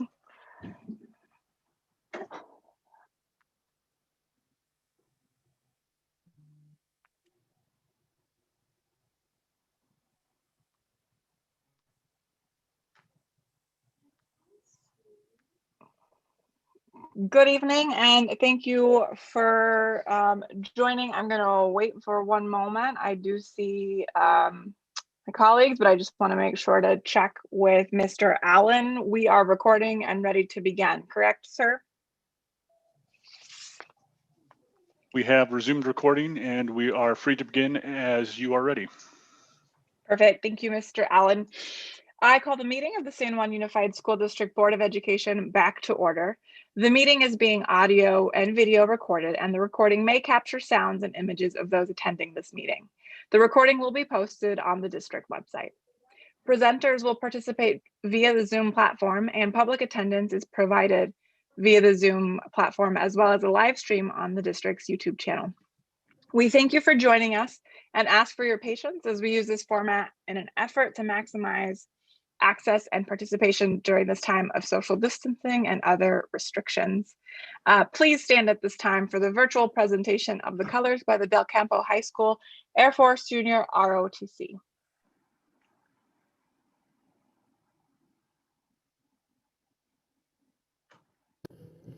Ready. Color, Inch, Hut. Gary, colors. Forward, arch. Left, left, left. Colors. Arch. Color guard. Halt.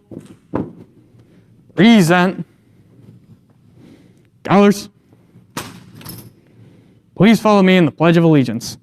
I pledge allegiance to the flag of the United States of America and to the republic for which it stands, one nation, under God, indivisible, with liberty and justice for all. Gary? Colors? Post? Colors?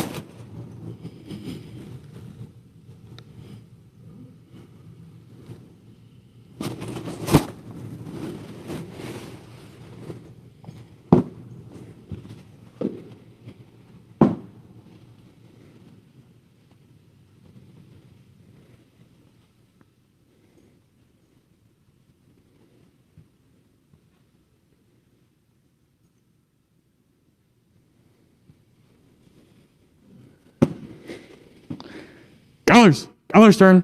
Arch.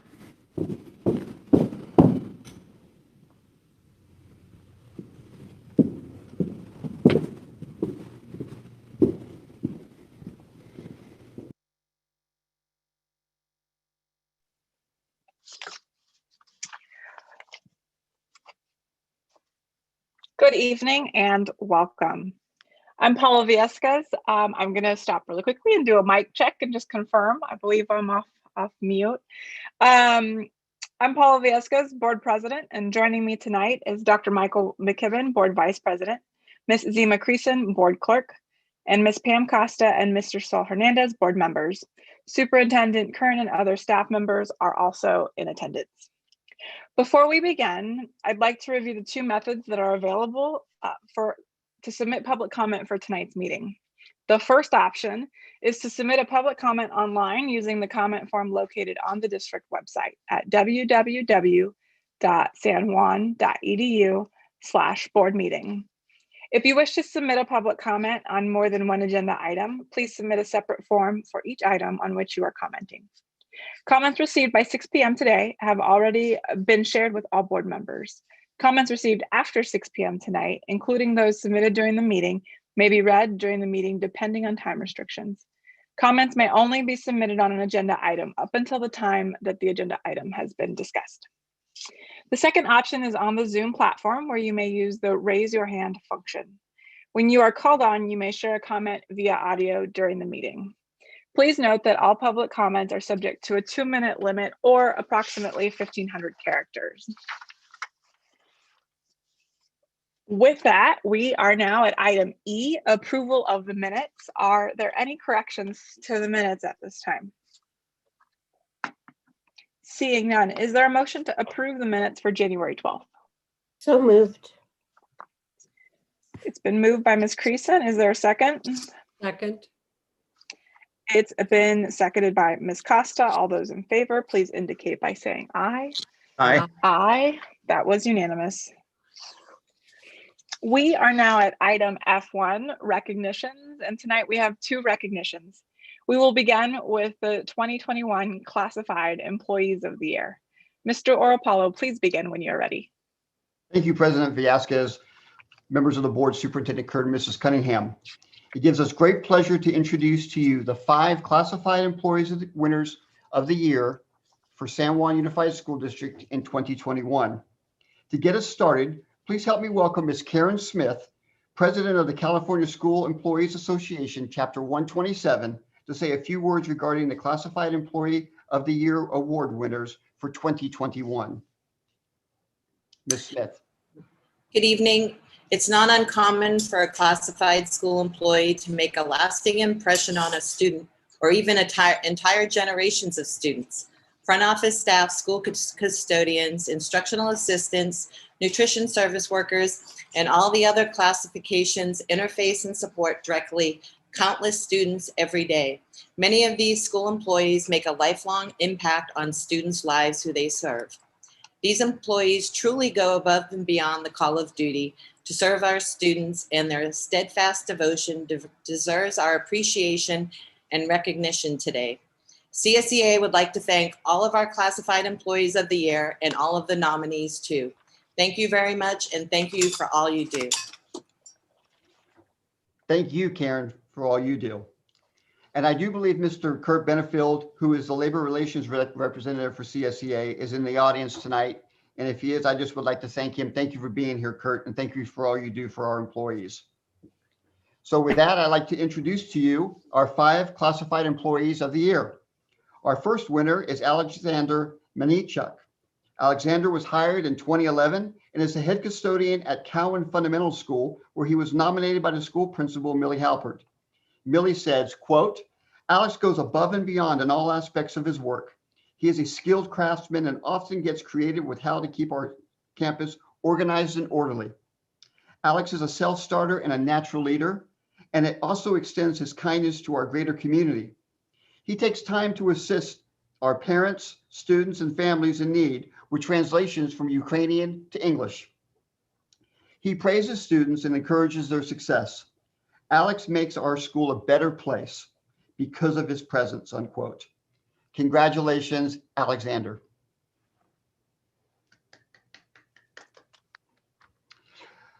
Our second award winner is Miss Deanne Lacey. Deanna was hired in 2014 and is a clerk at Mary Detterding Elementary. Deanna was nominated by Principal Melanie Allen, who says, quote, Deanna has always gone above and beyond, but this summer she saved me. The most important piece for our community has been her willingness to take on the library checkout system. She met with an ICT from another site and quickly learned how to check out books to kids online. Students come every Monday to pick up the books they have checked out. She pulls them and bags them, unquote. Her calm and smiling demeanor has always helped parents and students in times of crisis and celebration. When parents struggle to log on to Zoom, Deanna patiently talked them through that, sometimes several times with the same family. She always did this with kindness and care. Congratulations, Deanna.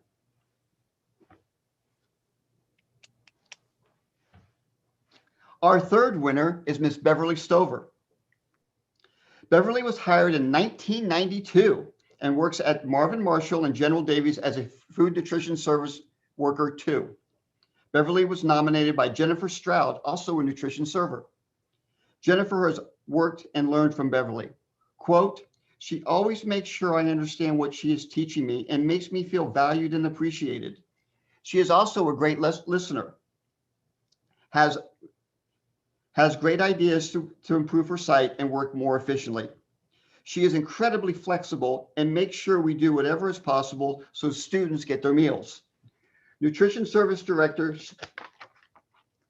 Sinead Nair says, quote, Beverly has been a great employee with a positive attitude who is dedicated and cares immensely for the program's operations, unquote.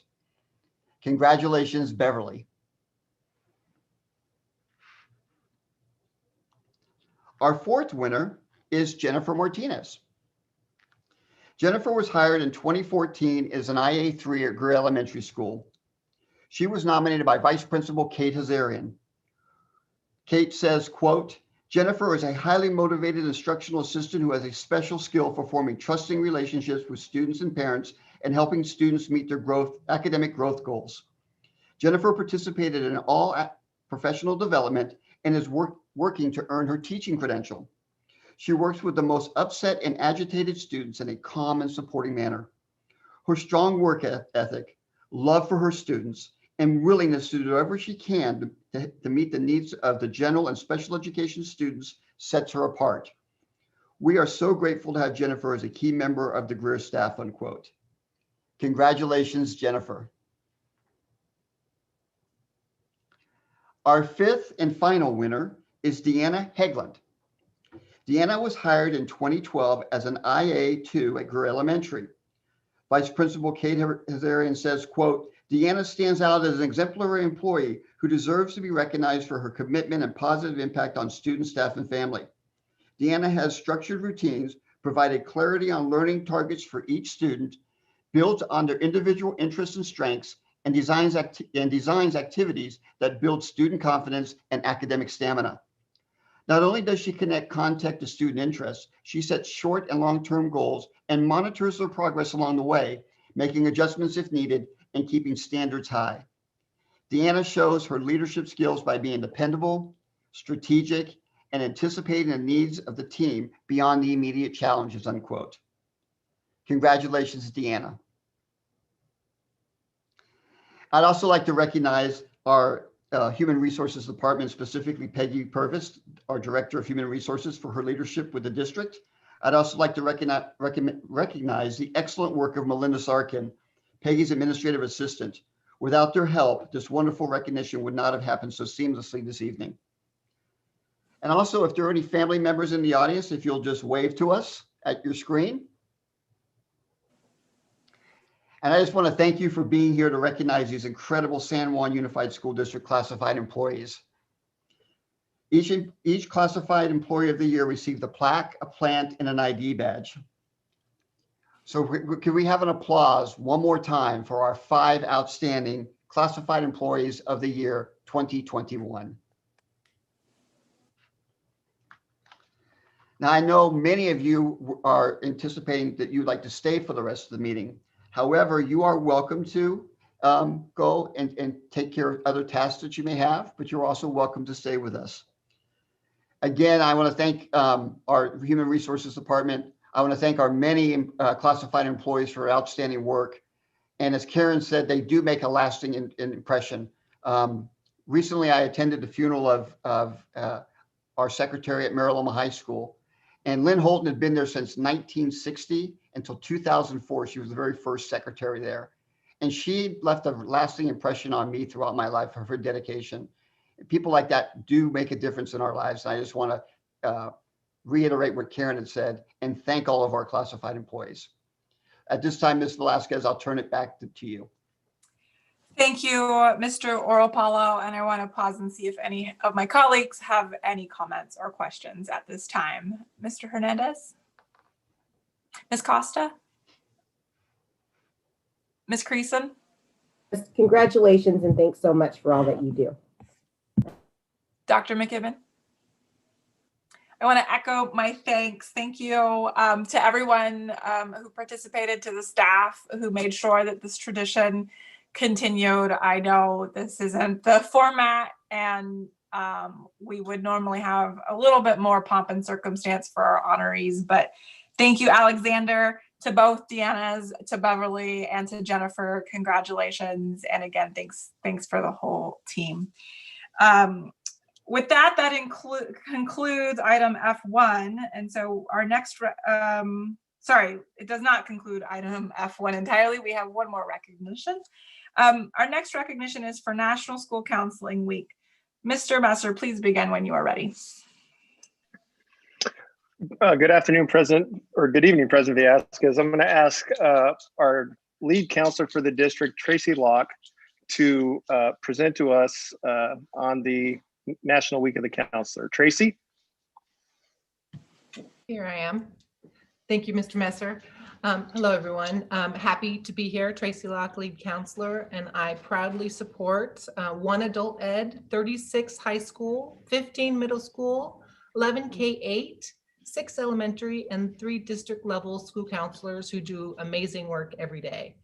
As strong school advocates, school counselors deliver comprehensive Tier 1 counseling curriculum within 3 domains: academic, college and career, and personal social, along with providing data-driven Tier 2 interventions and Tier 3 supports.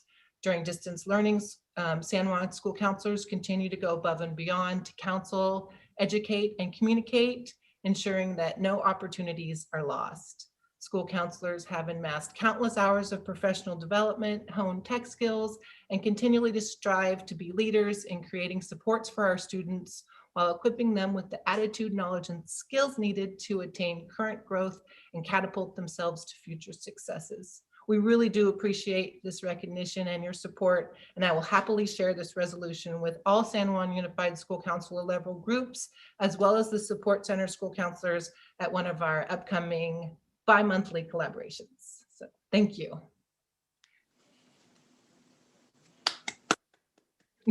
Yay, school counselors. Oh, yeah, sorry for the virtual applause. It doesn't make sense. For sure. Thank you. I just want to make sure, does that conclude the presentation? Ms. Locke and Mr. Messer, I'm getting nods that it does. Yes, we are good. Do any of my colleagues have questions or comments at this time? Mr. Hernandez, Ms. Costa, Ms. Creason, Dr. McKibben. Oh, I just want to say thanks again. Thanks and appreciate all that you do. Echoing thanks. Like pretty much everybody on the team, we had to pivot to this crazy, crazy world. I can't wait to pivot back out of it. But in the meantime, you continue to be invaluable.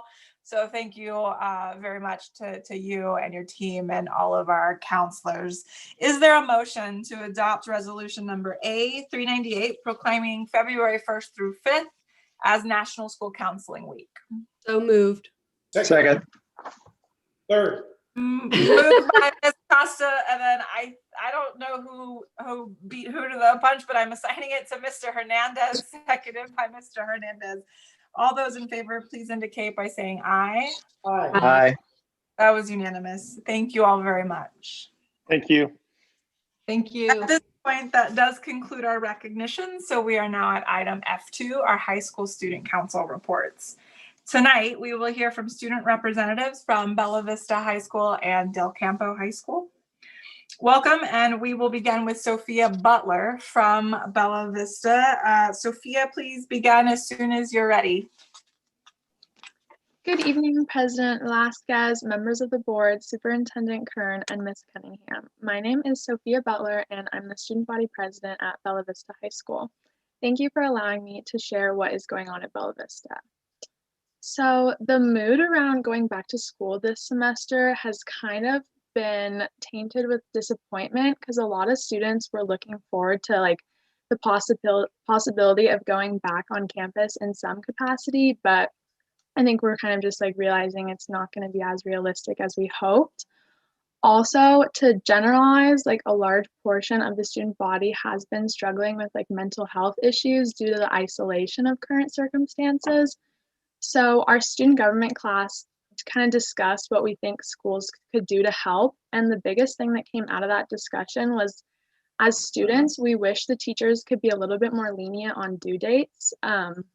A lot of students shared that they're overwhelmed and feel pressured to complete assignments on time for the grade rather than like comprehending the material. We understand like teachers are also really stressed, so we're not asking for like extreme leniency on big projects or assessments, but rather flexible due dates for smaller daily assignments. We believe that that would ease some of the stress students are currently going through. That being said, we have had great successes with virtual activities in order to get students involved and connected, and we have some really exciting ones planned for this next semester. Last semester, our big hit at BV was our Cameo videos. Cameo is a website where you can commission messages of encouragement or jokes from celebrities. A lot of people really enjoyed seeing actors and actresses that they knew kind of like address our school personally. We did a lot of online spirit weeks and students could win many, many prizes just for participating. Looking forward in this next semester, I picked 2 exciting events to share that we're working with. We have virtual escape rooms and then an art gallery. So we're running our escape rooms through this website called Treasure Mountain Escape Rooms. Students will be signing up in groups of 5 and then meet together virtually over a call like Zoom, FaceTime, or Skype. The room who can complete their challenge the fastest will win a prize. And then if students don't have a set group of 5 that they want to be with, they'll be assigned so they could like interact with some peers and hopefully meet some new friends. In regular years, Bella Vista has a really popular Rock the Arts night where artists from all mixed media can display their hard work. And since that's not a possibility this year, we're currently making a website where students will be able to send in pictures of art they have been working on through distance learning and get the recognition they deserve. Thank you so much for your time and the opportunity to share. Thank you, Sophia, for joining us and for your report. I'm going to turn it to my colleagues now and see if anybody has any questions. Mr. Hernandez. No comment. Thank you, Sophia, for your report. Ms. Costa. Thank you, Sophia. Ms. Creason. Thank you for your report. And as always, I'm really appreciative when you tell us the challenges and the positives. So really appreciate you sharing all of it. Virtual escape room, I have not heard of that. And I'm really freaked out by the in-person. So that I could probably handle because I won't really be locked in a box. So I might have to follow up with you on the name of that. And please send us the link to Rock the Arts. That's fabulous. I didn't know about that. So I never attended in person. When we are in person, it's definitely on my to-do list. But for now, would love the link. Thank you. Dr. McKibben. Thanks, Sophia. I want to echo my thanks, Sophia, and appreciate just you coming and speaking on behalf of you and your peers. Haven't given up hope on the year. We continue to monitor things. The last couple of days, things have been trending better, but still just really appreciate the work and the thoughtfulness taken to meet and help students right now and help your peers. I know it hasn't been easy, so thank you for all of your work and dedication and for joining us this evening. Next, we will hear from Kenzie Stokes from Del Campo. And Kenzie, I hope I pronounced your last name right, but I invite you to correct me. Yes, you did. Okay. Good evening, President Velasquez, members of the board, Superintendent Kern, and Ms. Cunningham. I am Kenzie Stokes, ASB President of Del Campo High School. First off, I wanted to address a common pressing issue that most are facing with distance learning. Students need social interaction, and Zoom is a barrier to the interactions we need. Personally, school doesn't feel like school. In almost every class of mine, no matter how hard the teachers try to encourage us, which they do so daily, everyone leaves their cameras off. If we were in person at school, this wouldn't even be a factor. To break some barriers, some teachers try breakout rooms when they want us to talk, but even in that setting, no one ever talks. After speaking with some friends, I found out it is a common thing in their classes as well. One student said, "No one in my class has their screen on and doesn't really talk other than when roll is being taken." This is not only discouraging to students, but I can tell it is with teachers as well. Another part of school that we are missing is athletics. Some students' futures and lifelines are through sports and the connections they make with them. Although, as of this week, sports are starting conditioning, it too is drastically different. For instance, I play water polo, and my coach told us we aren't even allowed to use balls in our practices. I'm not the only one that's feeling unhappy about this. Another teammate told me, "What's the point of doing it if we aren't going back to school? We probably won't have a season anyways." These comments are the common attitude of many students at Del Campo. This is a trickle effect for all 4 grades. Upperclassmen are unable to be recognized for scholarships. Lowerclassmen are losing out on the opportunity to only get better for when they become upperclassmen. Sports and athletics are major pieces for lots of students, and the absence of them makes us miss out on expressing our school spirit and pride. Being in student government, we have tried to not let these barriers discourage us. We face challenges of trying to implement things virtually and keep the school spirit up. Participation of students is not how we would like it to be. Some things we have had recently done in my junior class is setting up a Kahoot game, which resulted in no one showing up. It was very depressing knowing that when we're in school in person, students normally love that game. Some things that we had success with recently are fundraisers. As of right now, all grades are doing fundraisers with restaurants for their classes, and those are going well. We are fortunate that they allow us to do them still. In order to boost school spirit and participation, student government is putting together virtual Valentine's Day grams, where students write out a message they want us to send, and we will handwrite them and mail it with a treat. As of today, we have already received 63 responses. That's the most we've ever had. Aside from this, we are running out of ideas that will be allowed. Some ideas we have come up with to help incentivize participation were rejected. Ideas such as offering gift cards as prizes for Spirit Days or winning games have been taken off the table. This is discouraging because students normally participate more when there are prizes involved. It is very hard to get participation otherwise. I know last time I spoke to you on behalf of Del Campo, things were more positive, but in reality, distance learning is taking a toll on us all. In many ways, these are the common feelings throughout my classmates. Being in the role as a leader, I try to keep things motivational and positive, and I will not give up. However, I feel it is important to recognize the realities of how we are all feeling this year. Thank you. Thank you, Kenzie. At this point, I will turn it to my colleagues to see if anyone has questions or comments. Mr. Hernandez. No question, comments, but thank you so much, Kenzie, for your report. Ms. Costa. Thank you for really bringing us up to date and for your thoughts. That's really important for us to hear the good and the bad. So I appreciate it. Ms. Creason. I echo Board Member Costa's sentiments, and I just want to express I'm so sorry. You know, this pandemic is just tearing us all apart in so many ways. And so I hear you. I'm so sorry. I want you to know too that, you know, the board is here to support you.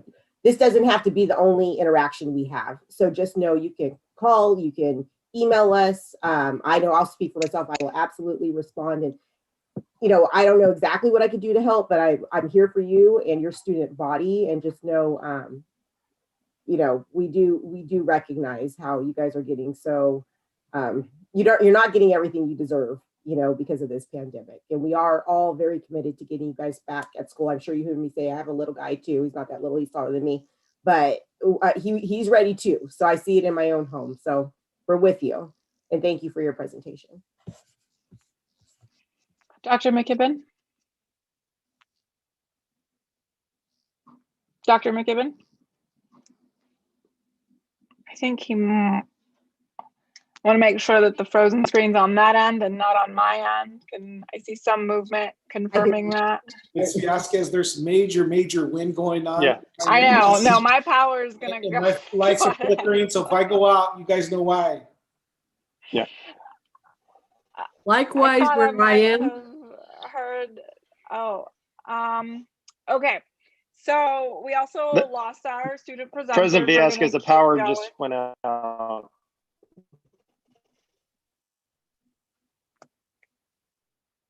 Can folks still hear me? I hear you. We hear you. Okay. Well, I don't know how to do a pandemic and a meeting and the lights out at the same time, folks. So we don't have the script for that. I still have a quorum of members here that are all actively moving on their screen. I have some staff, and so we're going to work with what we got, and we're going to keep going. And the only thing I wanted to add before our student presenters left, I'm sure due to power issues, was that one, I just acknowledge both the transition really over time. I think the initial reports from our students, people were pivoting, things were still a little bit new, people were learning how to work with it. And I think as time goes on, it's completely natural to see that those strategies are starting to not work. So it's reflected in our student reports, and I just want to acknowledge that and thank them for their participation. President Vasquez, can I just acknowledge that as well? But I want our students, because I say this when I meet with my student group as well, we are committed to getting students back as soon as it is safe. I have been encouraged a little bit this week by seeing some of the trends. And again, we have agreement, and we will be, if we can get kids back, that we are 100% committed to that. So I want the students to know that we hear you as staff as well, and we desire to have you back. So thank you for sharing your thoughts. So with that, we are at item F3, staff reports. Ms. Bassinelli, are you with us? Fantastic. I am with you. Good to see you. Please proceed when you're ready. Right. Good evening, President Vasquez, board members, Superintendent Kern, and Ms. Cunningham. Tonight, I'd like to provide a staff update related to the provision of in-person services through the Bridges Expanded Learning Intercession Program and the Special Education Department. In an effort to provide more support for targeted student populations, the Bridges After School program has broadened their model to include a 6-hour-a-day expanded learning intercession program at Greer, Star King, and Grand Oaks. This program, focusing on elementary K-8 age students, will open February 8th for in-person services and will prioritize enrollment for McKinney-Vento and foster youth students, as well as additional students as space allows. Within the program, students will be supported in their daily classroom Zoom meetings and assignments and engage in a variety of extracurricular, social, emotional, and pro-social learning opportunities provided by our Bridges staff. A grab-and-go lunch will be provided daily for students to eat while they're attending the program. As previously stated, McKinney-Vento and foster youth students will receive priority enrollment, with previously enrolled Bridges After School program students, this is pre-pandemic, also receiving priority. Our current enrollment capacity for these three programs is 60 students in total, with 52 students currently scheduled to return with us on February 8th. Regarding special education, in addition to providing 29 in-person programs for students with disabilities enrolled in moderate to severe programs, the Special Education Department will be opening an additional 11 mild-moderate self-contained programs that serve a total of 108 students beginning February 1st. Our in-person moderate severe programs are continuing to see consistent enrollment averages of about 326 students weekly. In addition to in-person program offerings, the Special Education Department continues to host Meet the Team meetings twice a month that provides information and support to families. This concludes our update. Thank you for your time. Thank you, Ms. Bassnelli. I'll see if any of my colleagues have any questions. Mr. Hernandez, No questions, thank you. Ms. Costa, Ms. Creason. Sorry, Ms. Creason. Sorry, I'm sorry. We've been on. Okay. Just I wanted to make a note for folks on the line that may not know what McKinney-Vento is. That's referencing our students that are experiencing homelessness. And that's it. And thank you for the report. I'm really happy to hear about the good things we're doing for the kids. Thanks for clarifying that, Ms. Creason, and thank you, Ms. Bassnelli, as well. I just appreciate that I know it's a small population, but an important population. We keep adding, not subtracting what we've got open. So it's a small piece of encouragement, but encouragement nonetheless. So thank you very much for the report. We are now at items F4 through F6. Mr. Allen, do we have any reports from board appointed district committees, employee organizations, or other district committees, district organizations? We have not received any requests to speak for those items, President Villescaz. Okay, with that, we are at item F7. There are no closed session actions to report, but I just will note that we are going to return back to closed session after we have completed our business here in the general meeting. So with that, we are at item G, visitor comments. Mr. Allen, will you please give instructions to those in attendance via Zoom on how they can raise their hand if they have a comment at this time? Certainly, President Villescaz. This item is an opportunity for those individuals attending the meeting to offer comment on topics that are not on tonight's agenda. If your comment is related to an item on tonight's agenda, we would ask that you hold your comment until that item is called, and your public comment will be offered at that time. If you would like to offer a comment on a topic that is not on tonight's agenda and have joined us on the Zoom environment, now would be the time to raise your hand. To do so, click the raise hand button found at the bottom of your screen on a mobile device, the bottom of the participant list on a desktop Zoom client, or by pressing *9 if you've dialed into tonight's meeting. Thank you very much, Mr. Allen. Do we have any general visitor comments at this time? We do have one hand that is raised. Okay, I would like to remind the public that comments are limited to 2 minutes. The clock on the screen counts down the time. Under the Ralph M. Brown Act, the board is not allowed to comment on items that are not on the agenda, so we are not ignoring your comments. We just can't respond to any individual comments. The superintendent can refer items to staff who can follow up with you. With that, Mr. Allen, take it away for public comment. Thank you, President Villescaz. Our first comment is from Robert Waldo. Mr. Waldo, when you are ready, sir. Thank you. Good evening, board. Robert Waldo. I teach at El Camino High School. I teach AP Government and Political Science. I know the board is in a position where it is going to discuss its future composition as it switches to geographic-based boundaries. And I just wanted to take a moment to encourage the board to be thoughtful and deliberate as it debates and conceptualizes what future school boards will look like. And I know some people have suggested that the board become a 7-member board, and I would respectfully disagree and encourage the board to retain a 5-member board. I think from a political science perspective, smaller boards are more effective, and that as boards become larger, they have a tendency toward balkanization and dysfunction. And I think we can see that via example with some nearby boards. And in my somewhat lengthy experience in local school board oriented politics, I've never had a community member argue in favor of increasing the size of the board. I think in general, the public is disposed to not want to have a greater number of politicians. And I just wanted to offer my thought that the board, as it considers its future composition retain a 5-member organization. Thank you for your time. And thank you for your comment, Mr. Waldo.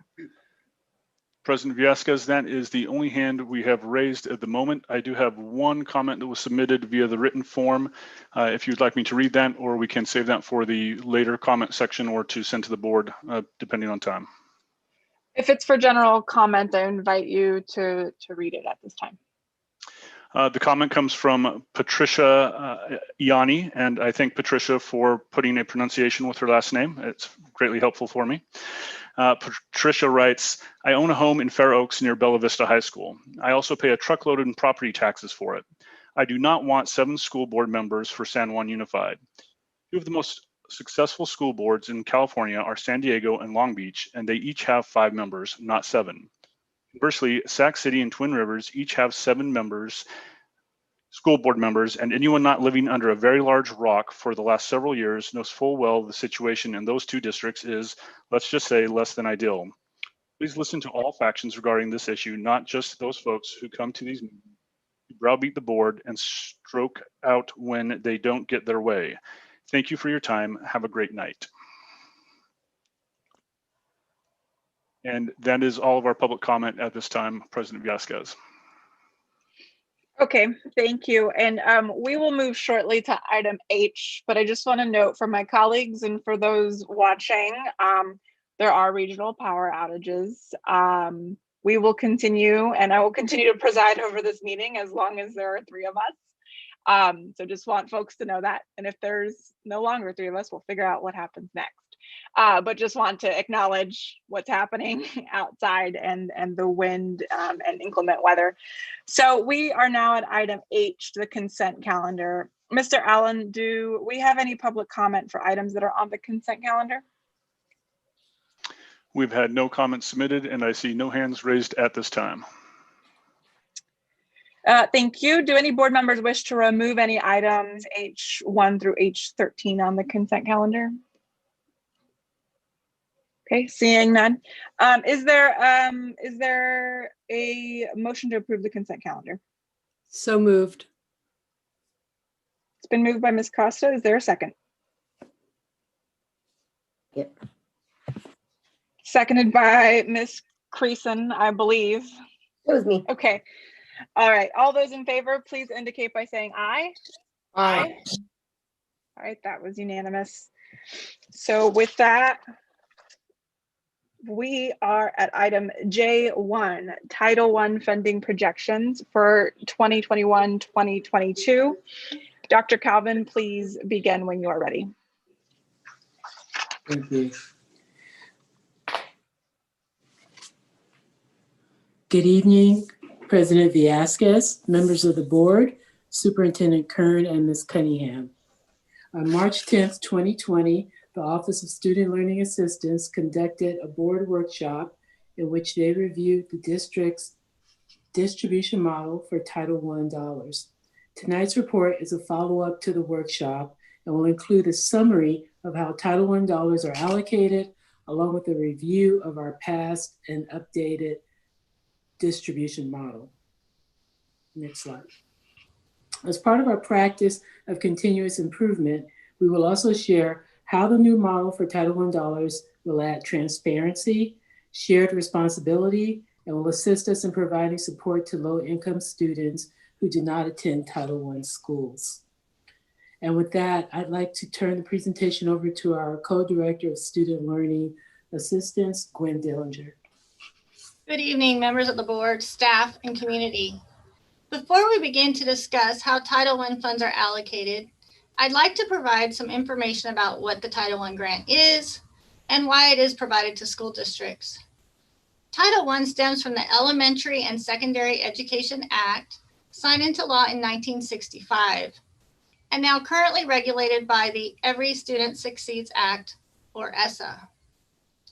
The purpose of these federal dollars is to promote equitable academic outcomes for students of low socioeconomic status. There are certain conditions required when a school district accepts this funding. One of those conditions is what we call supplement, not supplant. This means that these funds are not designed to pay for base programs that are the foundation of all schools. Things like required curriculum, a principal, classroom teachers, pencils and facilities are required items for any school and therefore cannot be funded with Title I. 85% of the Title I grant must be used to promote academic success through direct services to students. When allocating funds, school sites must engage in a thoughtful planning process, gain approval by the school site council, and describe their plans in their school plan for student achievement, known as a SIPSA. Finally, there are specific rules about how funds are distributed to sites through a percent poverty and a per pupil allocation formula. We will dive into that process now.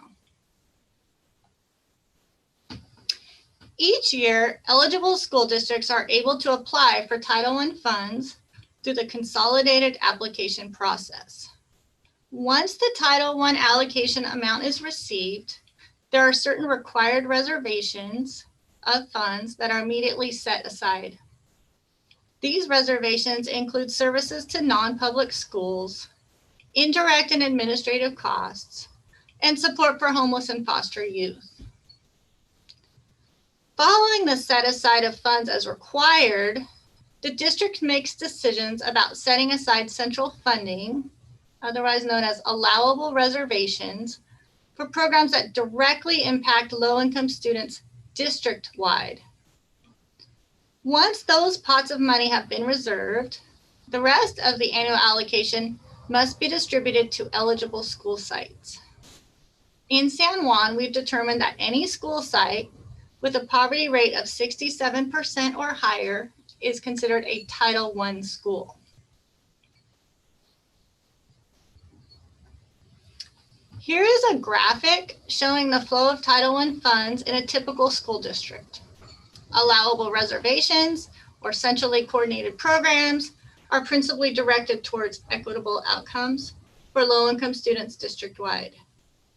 Examples include intervention, such as centrally coordinated before or after school programs, services for foster youth, summer programs, or centrally deployed staff. For instance, a social worker that responds to Title I schools as needed, or community outreach efforts. The remaining funds are pushed out to eligible Title I schools.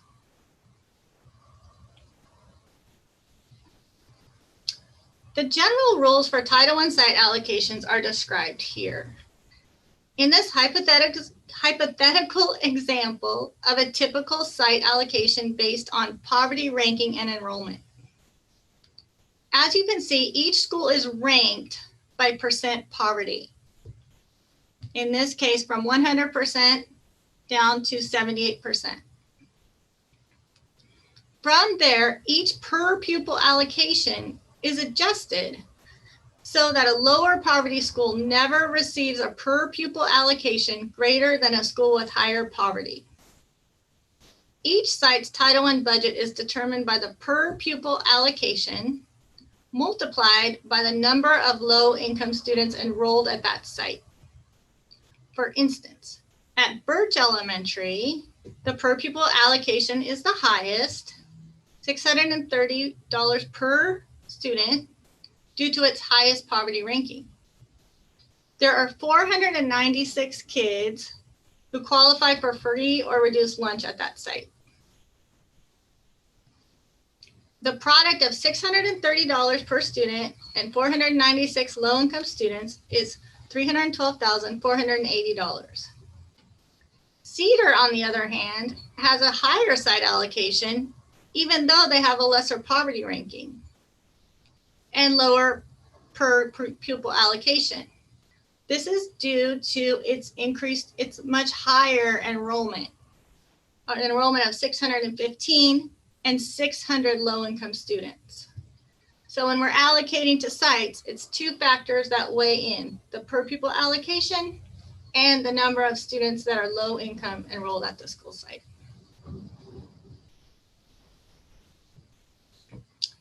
This is just a graphic showing clearly how this works. So number of low-income kids times a per pupil allocation equals the school site's allocation.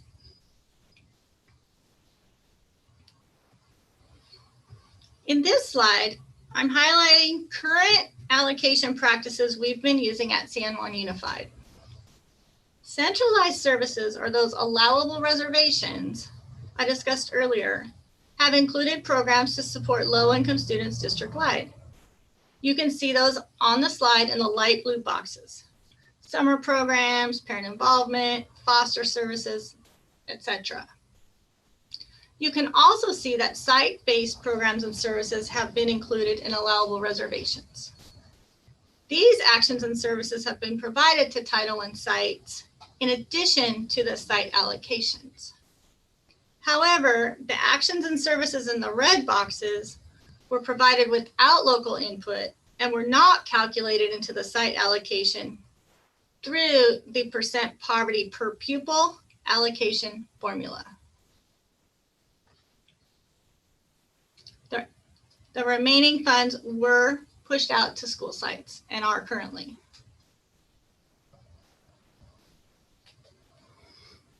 When we calculate the site-specific supports, those red boxes included in the allowable central reservations, the per pupil allocation ranking becomes problematic in regards to compliance and equity.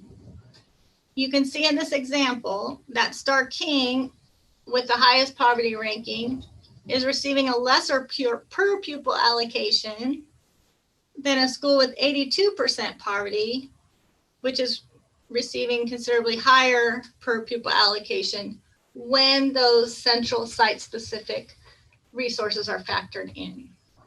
This has resulted from treating each site more equally than funding based on a per pupil allocation. The new model, the new 2021-22 model, shows centralized services to low-income students district-wide, where local control over site programs moves from the central office to the school office. Centralized services are reserved to a greater extent for low-income students across all schools. That's especially important when looking at addressing learning loss for students coming from low socioeconomic families in all of our neighborhoods. School sites will have the opportunity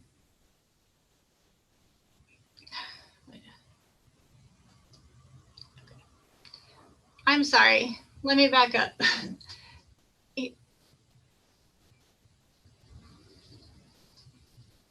Okay, got it. So foster youth services and centrally deployed staff in support of low-income students district-wide. 100% of those funds remaining will go to eligible Title I schools who will determine needs based on their local needs assessment.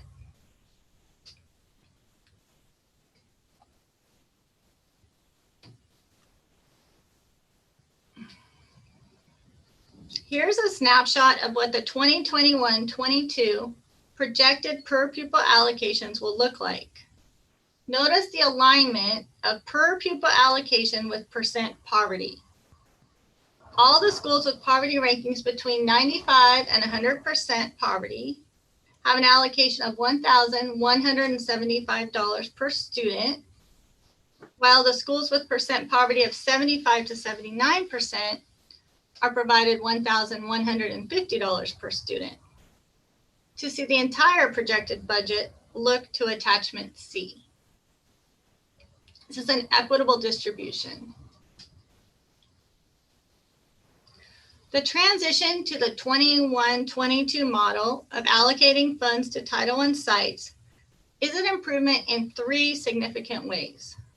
First, it allows opportunity to strengthen and expand supports to low-income students district-wide. It provides greater stakeholder engagement and local control. And last but not least, a compliant and equitable per pupil allocation for our neediest sites. Sites will locally determine all their Title I funded programs and services. Site support from previously centrally office is converted into funds.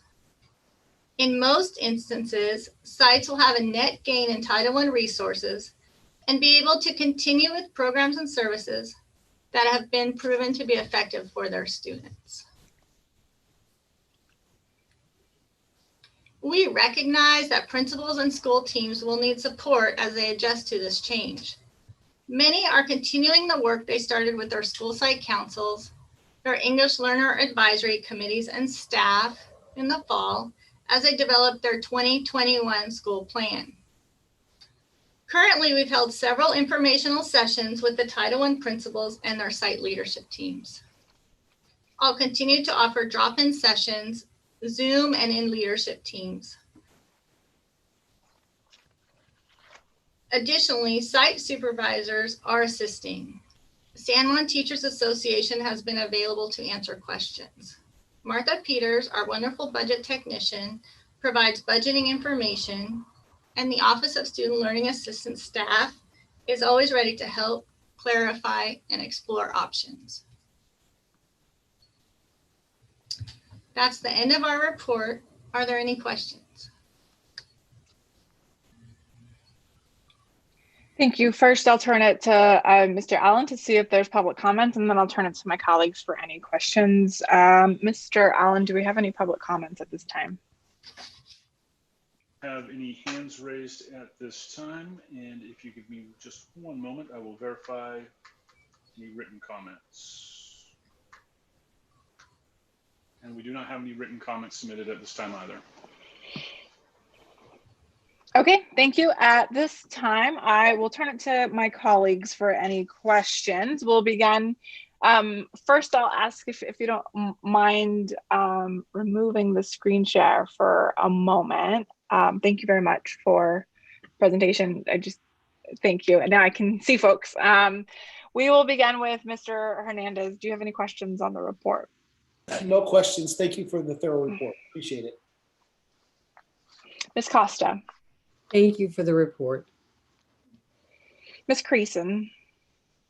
This is a huge change. Thank you for the report. Also, and I'm sorry, my internet's a little glitchy now too, so I apologize if I missed this, but what has been the response of school sites that are going to need to make this work? So school sites have actually been really receptive to this change. Once they wrap their head around it, like you said, it's a very dramatic change. But they were able to attend the Title I informational sessions with their site leadership teams, and they were able to recognize that they can continue with services that have been helping their students. They're not going to lose what's been effective, and they'll have more local control around what they need in the future. So it's been a very supported change. Thank you. Mrs. Creason, and I think your first comment there when you talk about being a significant change, we brought some information to the board last spring. This has been a huge lift to get to this point. And I think it's really kind of addressing an issue that has been going on for some time. And I appreciate Gwen and her leadership around that as she came into the district looking at that. The interesting thing is, as we allow sites to make these decisions, what's going to be interesting is they're going to have a lot more control over, let's say, staffing. But that's where that should happen. When you talk about local control and they have the best idea of what's really impacting what's going on at their school sites. So I'm excited about that. We actually have the opportunity, and we probably will going forward, to do something similar even about our supplemental funding, because when we first rolled that out, we just kind of quickly had to go through the process. But this has been a big lift. There have been amazing conversations going on with our bargaining partners as well as the leadership teams, as Gwen said, to really make sure that everybody understands this. We even adjusted, and I sent the board a little bit of an email today about the PKS list or our layoff list moving. We did that to give our sites additional time as well to have those conversations and make those decisions so that when the board ultimately sees that at the end of February instead of early, we've given school sites the time to dig in and understand, as well as site councils. So I appreciate the fact that all the work that went into this, and it'll be interesting to see really what the impacts are at the school sites in the future. Agreed. Everything you said, agreed. Thank you. Thank you, Ms. Creason. And I'm going to pause really quickly. I think, so our neighbors in Orangevale have lost power, but I believe Dr. McKibben might have been able to dial in to join us. And if that's the case, I want to give him an opportunity, recognizing that he's been trying to join back in the meeting. So Mr. Allen, do we know if that phone line is Dr. McKibben? The ending numbers match Dr. McKibben's, and I am asking that individual to unmute and let us know if it is Dr. McKibben. Dr. McKibben, if that is you, pressing *9 on your telephone keypad, I would raise your hand for us and let us know that that's you. I believe it's *6 to unmute, but I could be wrong on that.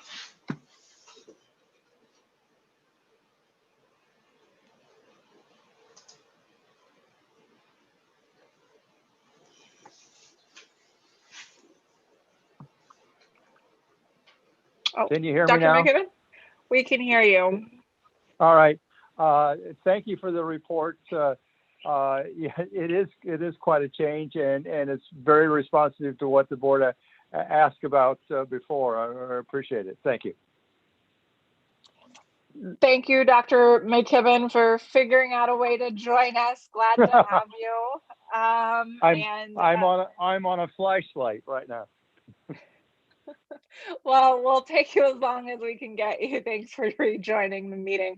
Thank you as well for the presentation. I think in general, right, this concept of being able to decentralize our services, particularly, I know it's probably a little bit crazy, but as I start to think about what it looks like to recover a little bit from COVID, I think that decentralization and communication, particularly to our sites on kind of what resources they have and how they can use it, will be absolutely critical. So I view this as, an additional tool in that toolkit. I know there's been a lot of evolutions recently that have led to kind of us needing to play catch up with this funding, everything from LCFF to all other kinds of other changes. So appreciate that we are playing that catch up, and thank you very much for the presentation.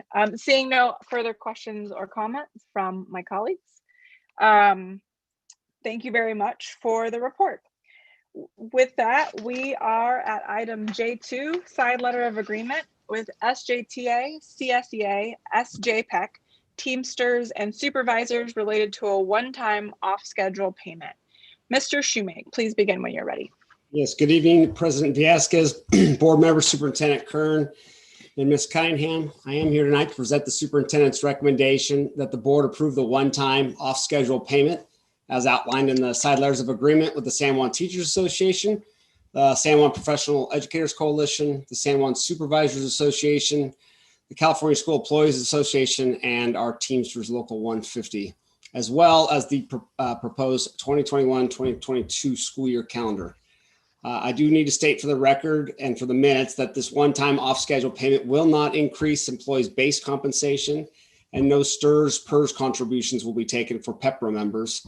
STRS PERS contributions will be taken for Classic members. This is an action item, and at this time, I'm happy to answer any questions if needed. Thank you, Mr. Shoemake. Before I turn it over to my colleagues, I'm going to check with Mr. Allen to see if we have public comment on this item. Mr. Allen? President Villescaz, we do not have any hands raised at the moment, and we do not have any comments submitted in writing either.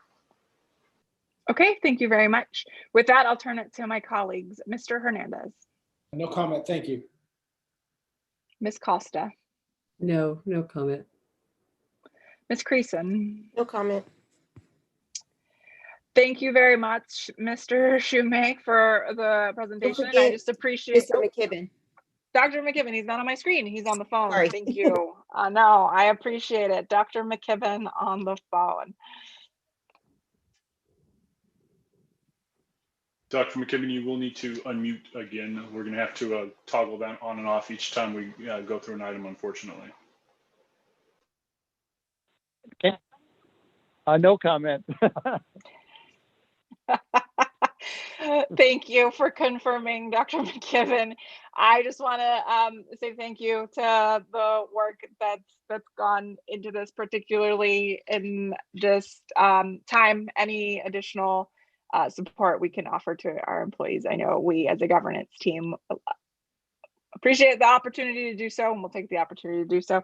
I will just note before we get into, it's an action item, I have to repeat each one, so I'm going to, so if you haven't already tired of my voice, you may. So at this point, the item was discussed at the last board meeting, and again is an action item. We'll be doing 5 separate motions. Is there a motion to approve the one-time off-schedule payment as outlined in the side letter agreement with the San Juan Teachers Association, which includes the 2021-2022 school year calendar? So moved. Second. It's been moved by Ms. Creason. There's a second from Dr. McKibben. All those in favor, please indicate by saying aye. Aye. Aye. That was unanimous. Is there a motion to approve the one-time off-schedule payment as outlined in the side letter agreement with the California School Employees Association? So moved. It's been moved by Ms. Costa. Is there a second? I think Mr. Hernandez tried to, but he's on mute. Seconded by Mr. Hernandez? Yes, sorry. Okay. All those in favor, please indicate by saying aye. Aye. Aye. Aye. That was unanimous. Is there a motion to approve the one-time off-schedule payment as outlined in the side letter agreement with the San Juan Professional Educators Coalition? So moved. It's been moved by Ms. Creason. Is there a second? Second. Seconded by Ms. Costa. All those in favor, please indicate by saying aye. Aye. Aye. Aye. Thank you. That was unanimous. Is there a motion to approve the one-time off-schedule payment as outlined in the side letter agreement with Teamsters Local Number 150? So moved. It's been moved by Mr. Hernandez. It's been seconded by Dr. McKibben. All those in favor, please indicate by saying aye. Aye. That was unanimous. Is there a motion to approve the one-time off-schedule payment as outlined in the side letter agreement with the San Juan Supervisors Association? So moved. So moved. Okay, it's been moved by Ms. Creason, and I'll take that as a second by Dr. McKibben. All those in favor, please indicate by saying aye. Aye. Aye. That was unanimous. That is the end of that round. We are now at item J3, a one-time off-schedule payment for SJAA Cabinet Confidential Unrepresented Groups. Mr. Shoemake, please begin when you're ready. Thank you. I am here again tonight to present the superintendent's recommendation that the board approve the salary schedule adjustments for the San Juan Administrators Association, Cabinet, our confidential group, and our unrepresented group. Again, I do need to state for the minutes that this is a one-time off-schedule payment that will not increase employees' base compensation, and no STRS or PERS contributions will be taken for PEPRO members. STRS and PERS contributions will be taken for Classic members. This is an action item, and again, I'm happy to answer any questions if needed. Thank you, Mr. Shoemake. Mr. Allen, do we have any public comments on this item? We do not have any hands raised at this time, nor have we received any written comments for this item. Thank you. Do my colleagues have any questions or comments? Mr. Hernandez? No, thank you. Ms. Costa?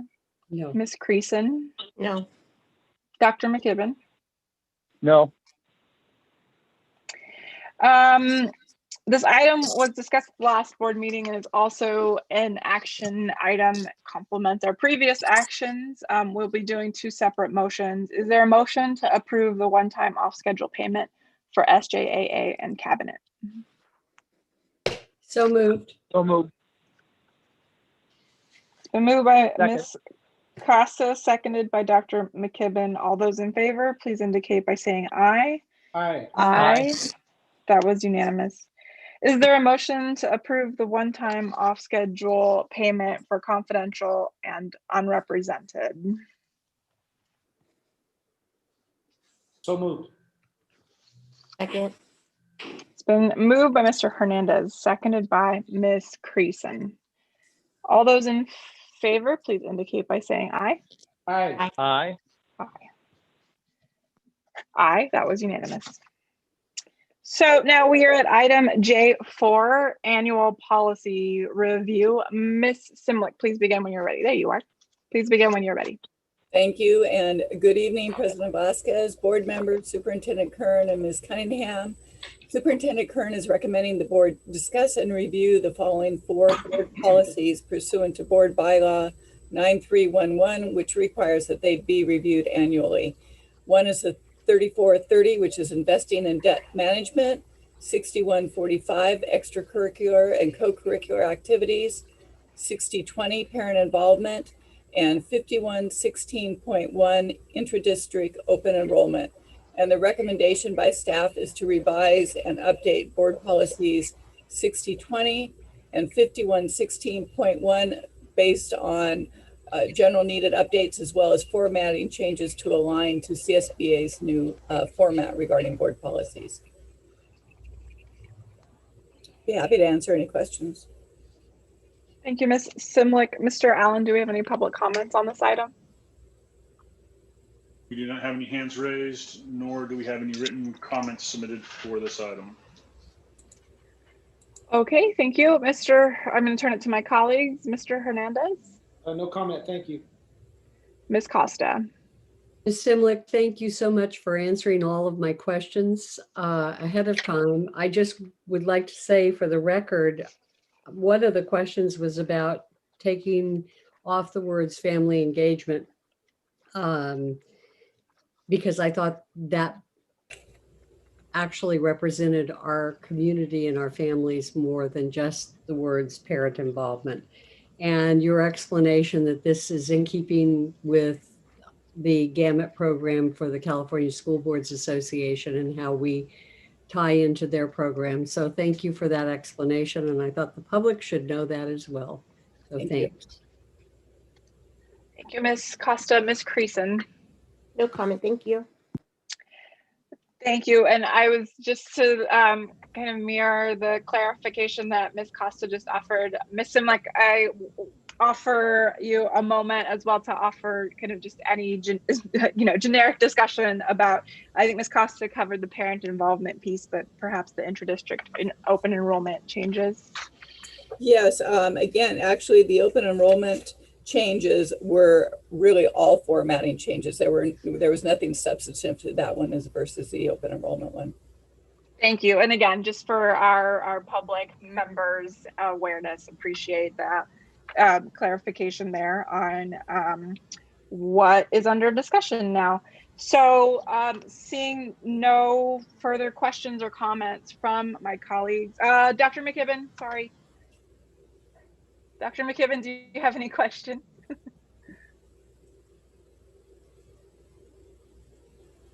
We may have lost Dr. McKibben. Not. Dr. McKibben is still there, but it looks like he is working on unmuting perhaps. There we go. I think I'm unmuted now. I'm sorry. No comment. We can hear you. No apology necessary. Thanks for hanging in with us, Dr. McKibben. Tonight was the discussion item. Again, thank you, Ms. Simlick, for those clarifying points, and it will come back for action on our February 9th agenda. Thank you. We are now at item K, board reports. Do any of my colleagues wish to share a board report? Mr. Hernandez. Nothing to report. Ms. Costa.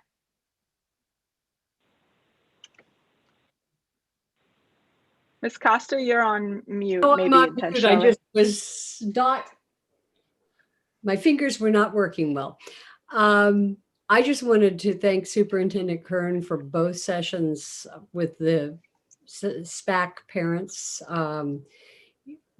Both the evening and the daytime sessions offered such great insight into what our community is thinking about right now in terms of student learning loss and how to keep kids engaged. So I really am so glad for having 2 sessions, even though it's more work for staff, so that we get more parent involvement as we're going through these times. So thank you to all the staff who were there and for Superintendent Kern's leadership and changing that to 2 meetings. Thank you, Ms. Costa. Ms. Creason? Thanks. I wasn't able to do 2, but I was able to do 1. And it's always great. I love hearing directly from our community. And it's sometimes really hard to keep my board hat on and not put my parent hat on as we're hearing stuff. So it was nice to have the opportunity to engage. Thank you, staff, for letting me just chime in a couple of my parent hat comments as we went through that process. It's just pretty fabulous how engaging that is. It's really not, that meeting isn't where you just hear the superintendent just talk at you. Like, it really is an engaging, thoughtful process for feedback. So I just thought it was really good.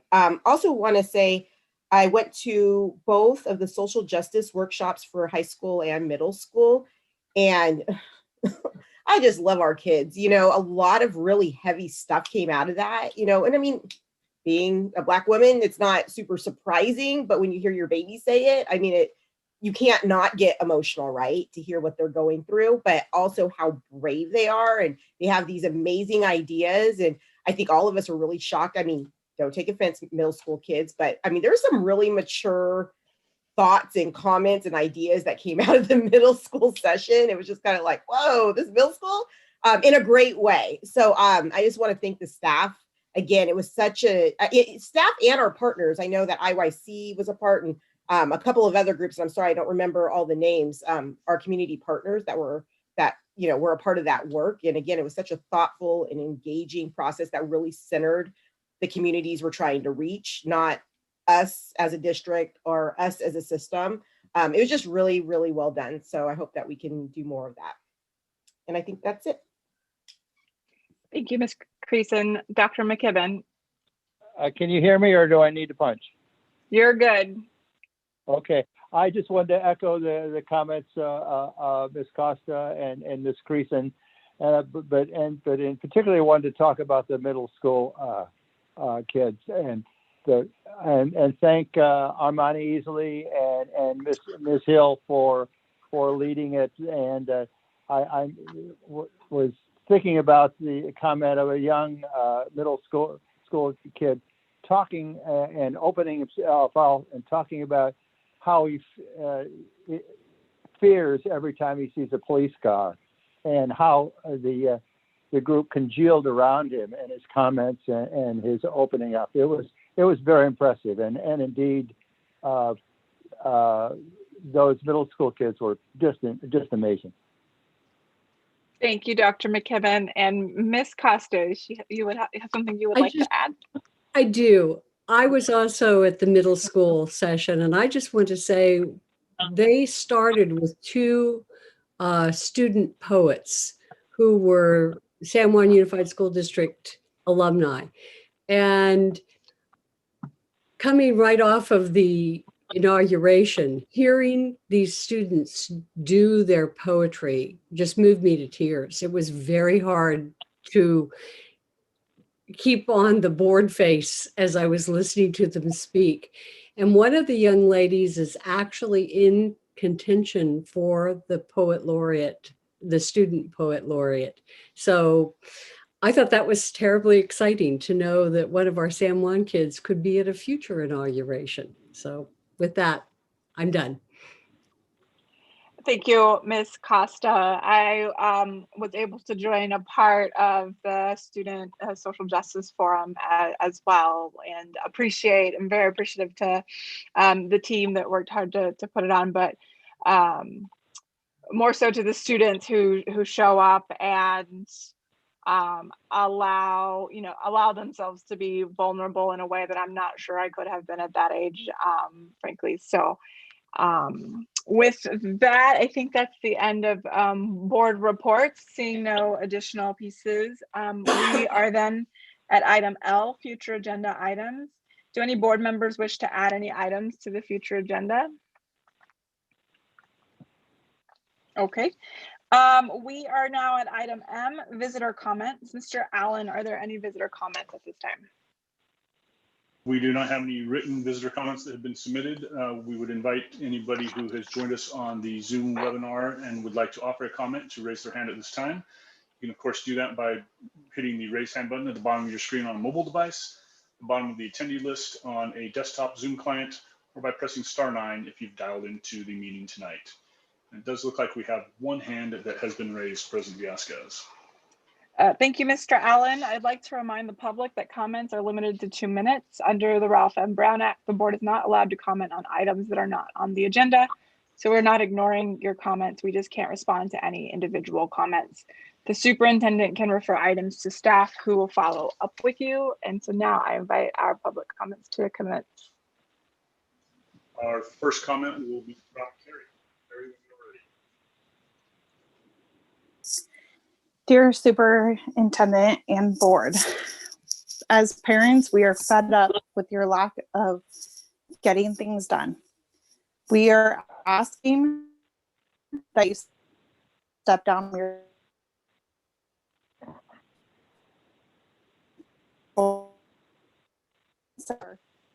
doing the right thing for our kids instead of mocking other school districts and making poor decisions and not following the science. If you need articles to show that schools can safely be reopened, we're happy to send them to you, as we have been doing. I hope you guys will reconsider what you've done to our school district and to our children over the last year and step out of the way so people that are competent can continue with this work. Thank you for your comment. President Villescaz, we do not have any further comments. Okay, thank you very much, Mr. Allen. And at this time, that concludes open session. The board will be briefly returning to closed session to discuss item C2, superintendent's mid-year evaluation. Before we do so, I would like to check with Mr. Allen to see if there's any public comments on closed session items. We have not received any written comment for closed session. And of course, we would invite anybody who is with us on the Zoom and would like to offer a comment on a closed session item to do so at this time by raising their hand with that raise hand button. And we do not have any raised hands at this time, President Villescaz. Okay, we will go to closed session and then I will return once we've concluded there to conclude the meeting as a President whole. Villescaz, we do have one hand that just went up. If you would like to take that very quickly. Yes, please proceed, Mr. Allen. I'll just remind our public commenters that comments are limited to 2 minutes per speaker and the clock on the screen will count down your time. And the hand just went down. Okay, we will then go to closed session. And to my colleagues, you have a link to the closed session in your inbox, and Dr. McKibben will work to get you on the phone line as well. So thank you all very much. Yeah, somebody going to talk to me?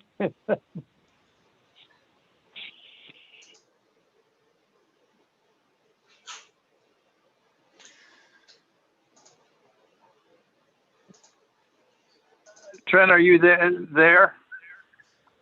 I am Mike. We will give you a call and give you dial-in instructions for the closed session meeting. Yeah, and it has to be on my cell, which is 792-3354, and I'm running out of juice. All right, we'll give you a call really quick, Mike. Okay. The board has went into closed session.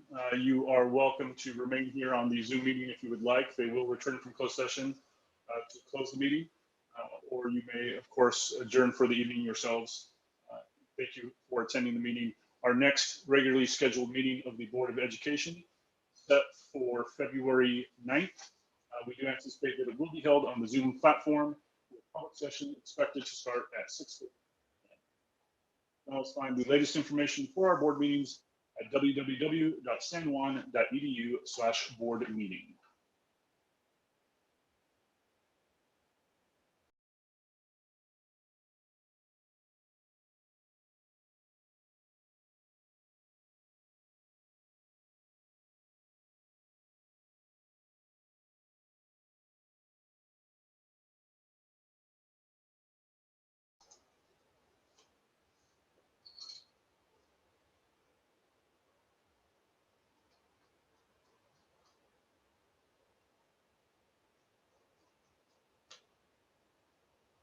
If there are folks who have questions about process or just general questions, I'd be happy to take those if you'd like to raise your hand.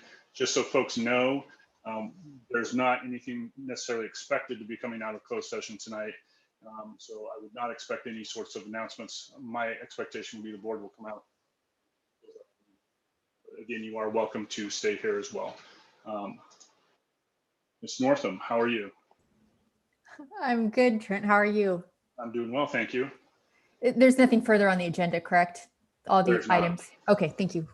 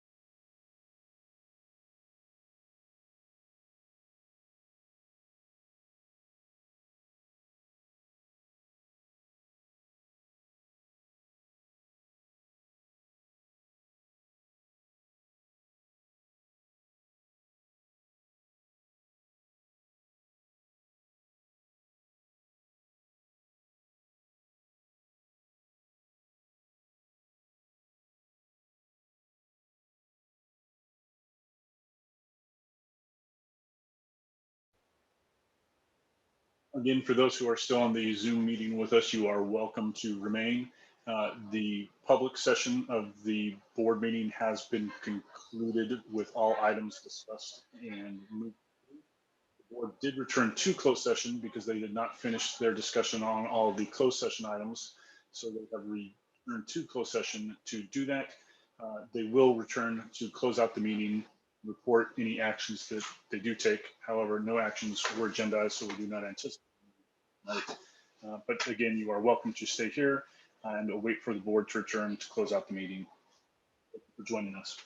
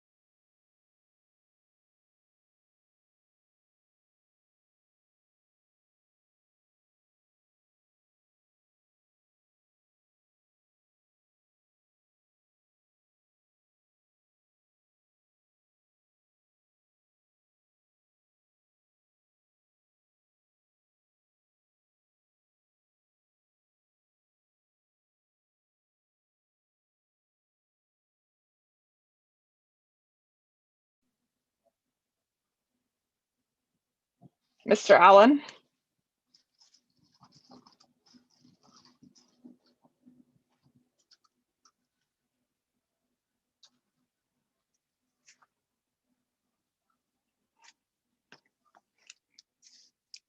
Testing, testing.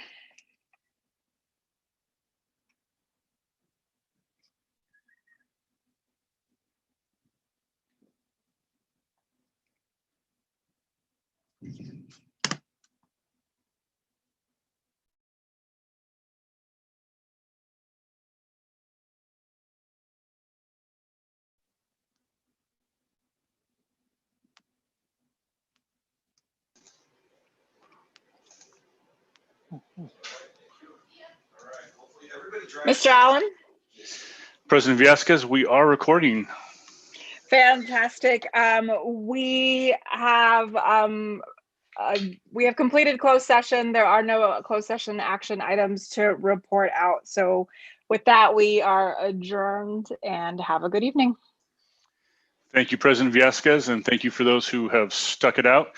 That concludes tonight's meeting. Again, the next regularly scheduled meeting of the Board of Education is set for February 9th. We do anticipate being on the Zoom platform with public session expected to start around 6:30 p.m. per our normal customs.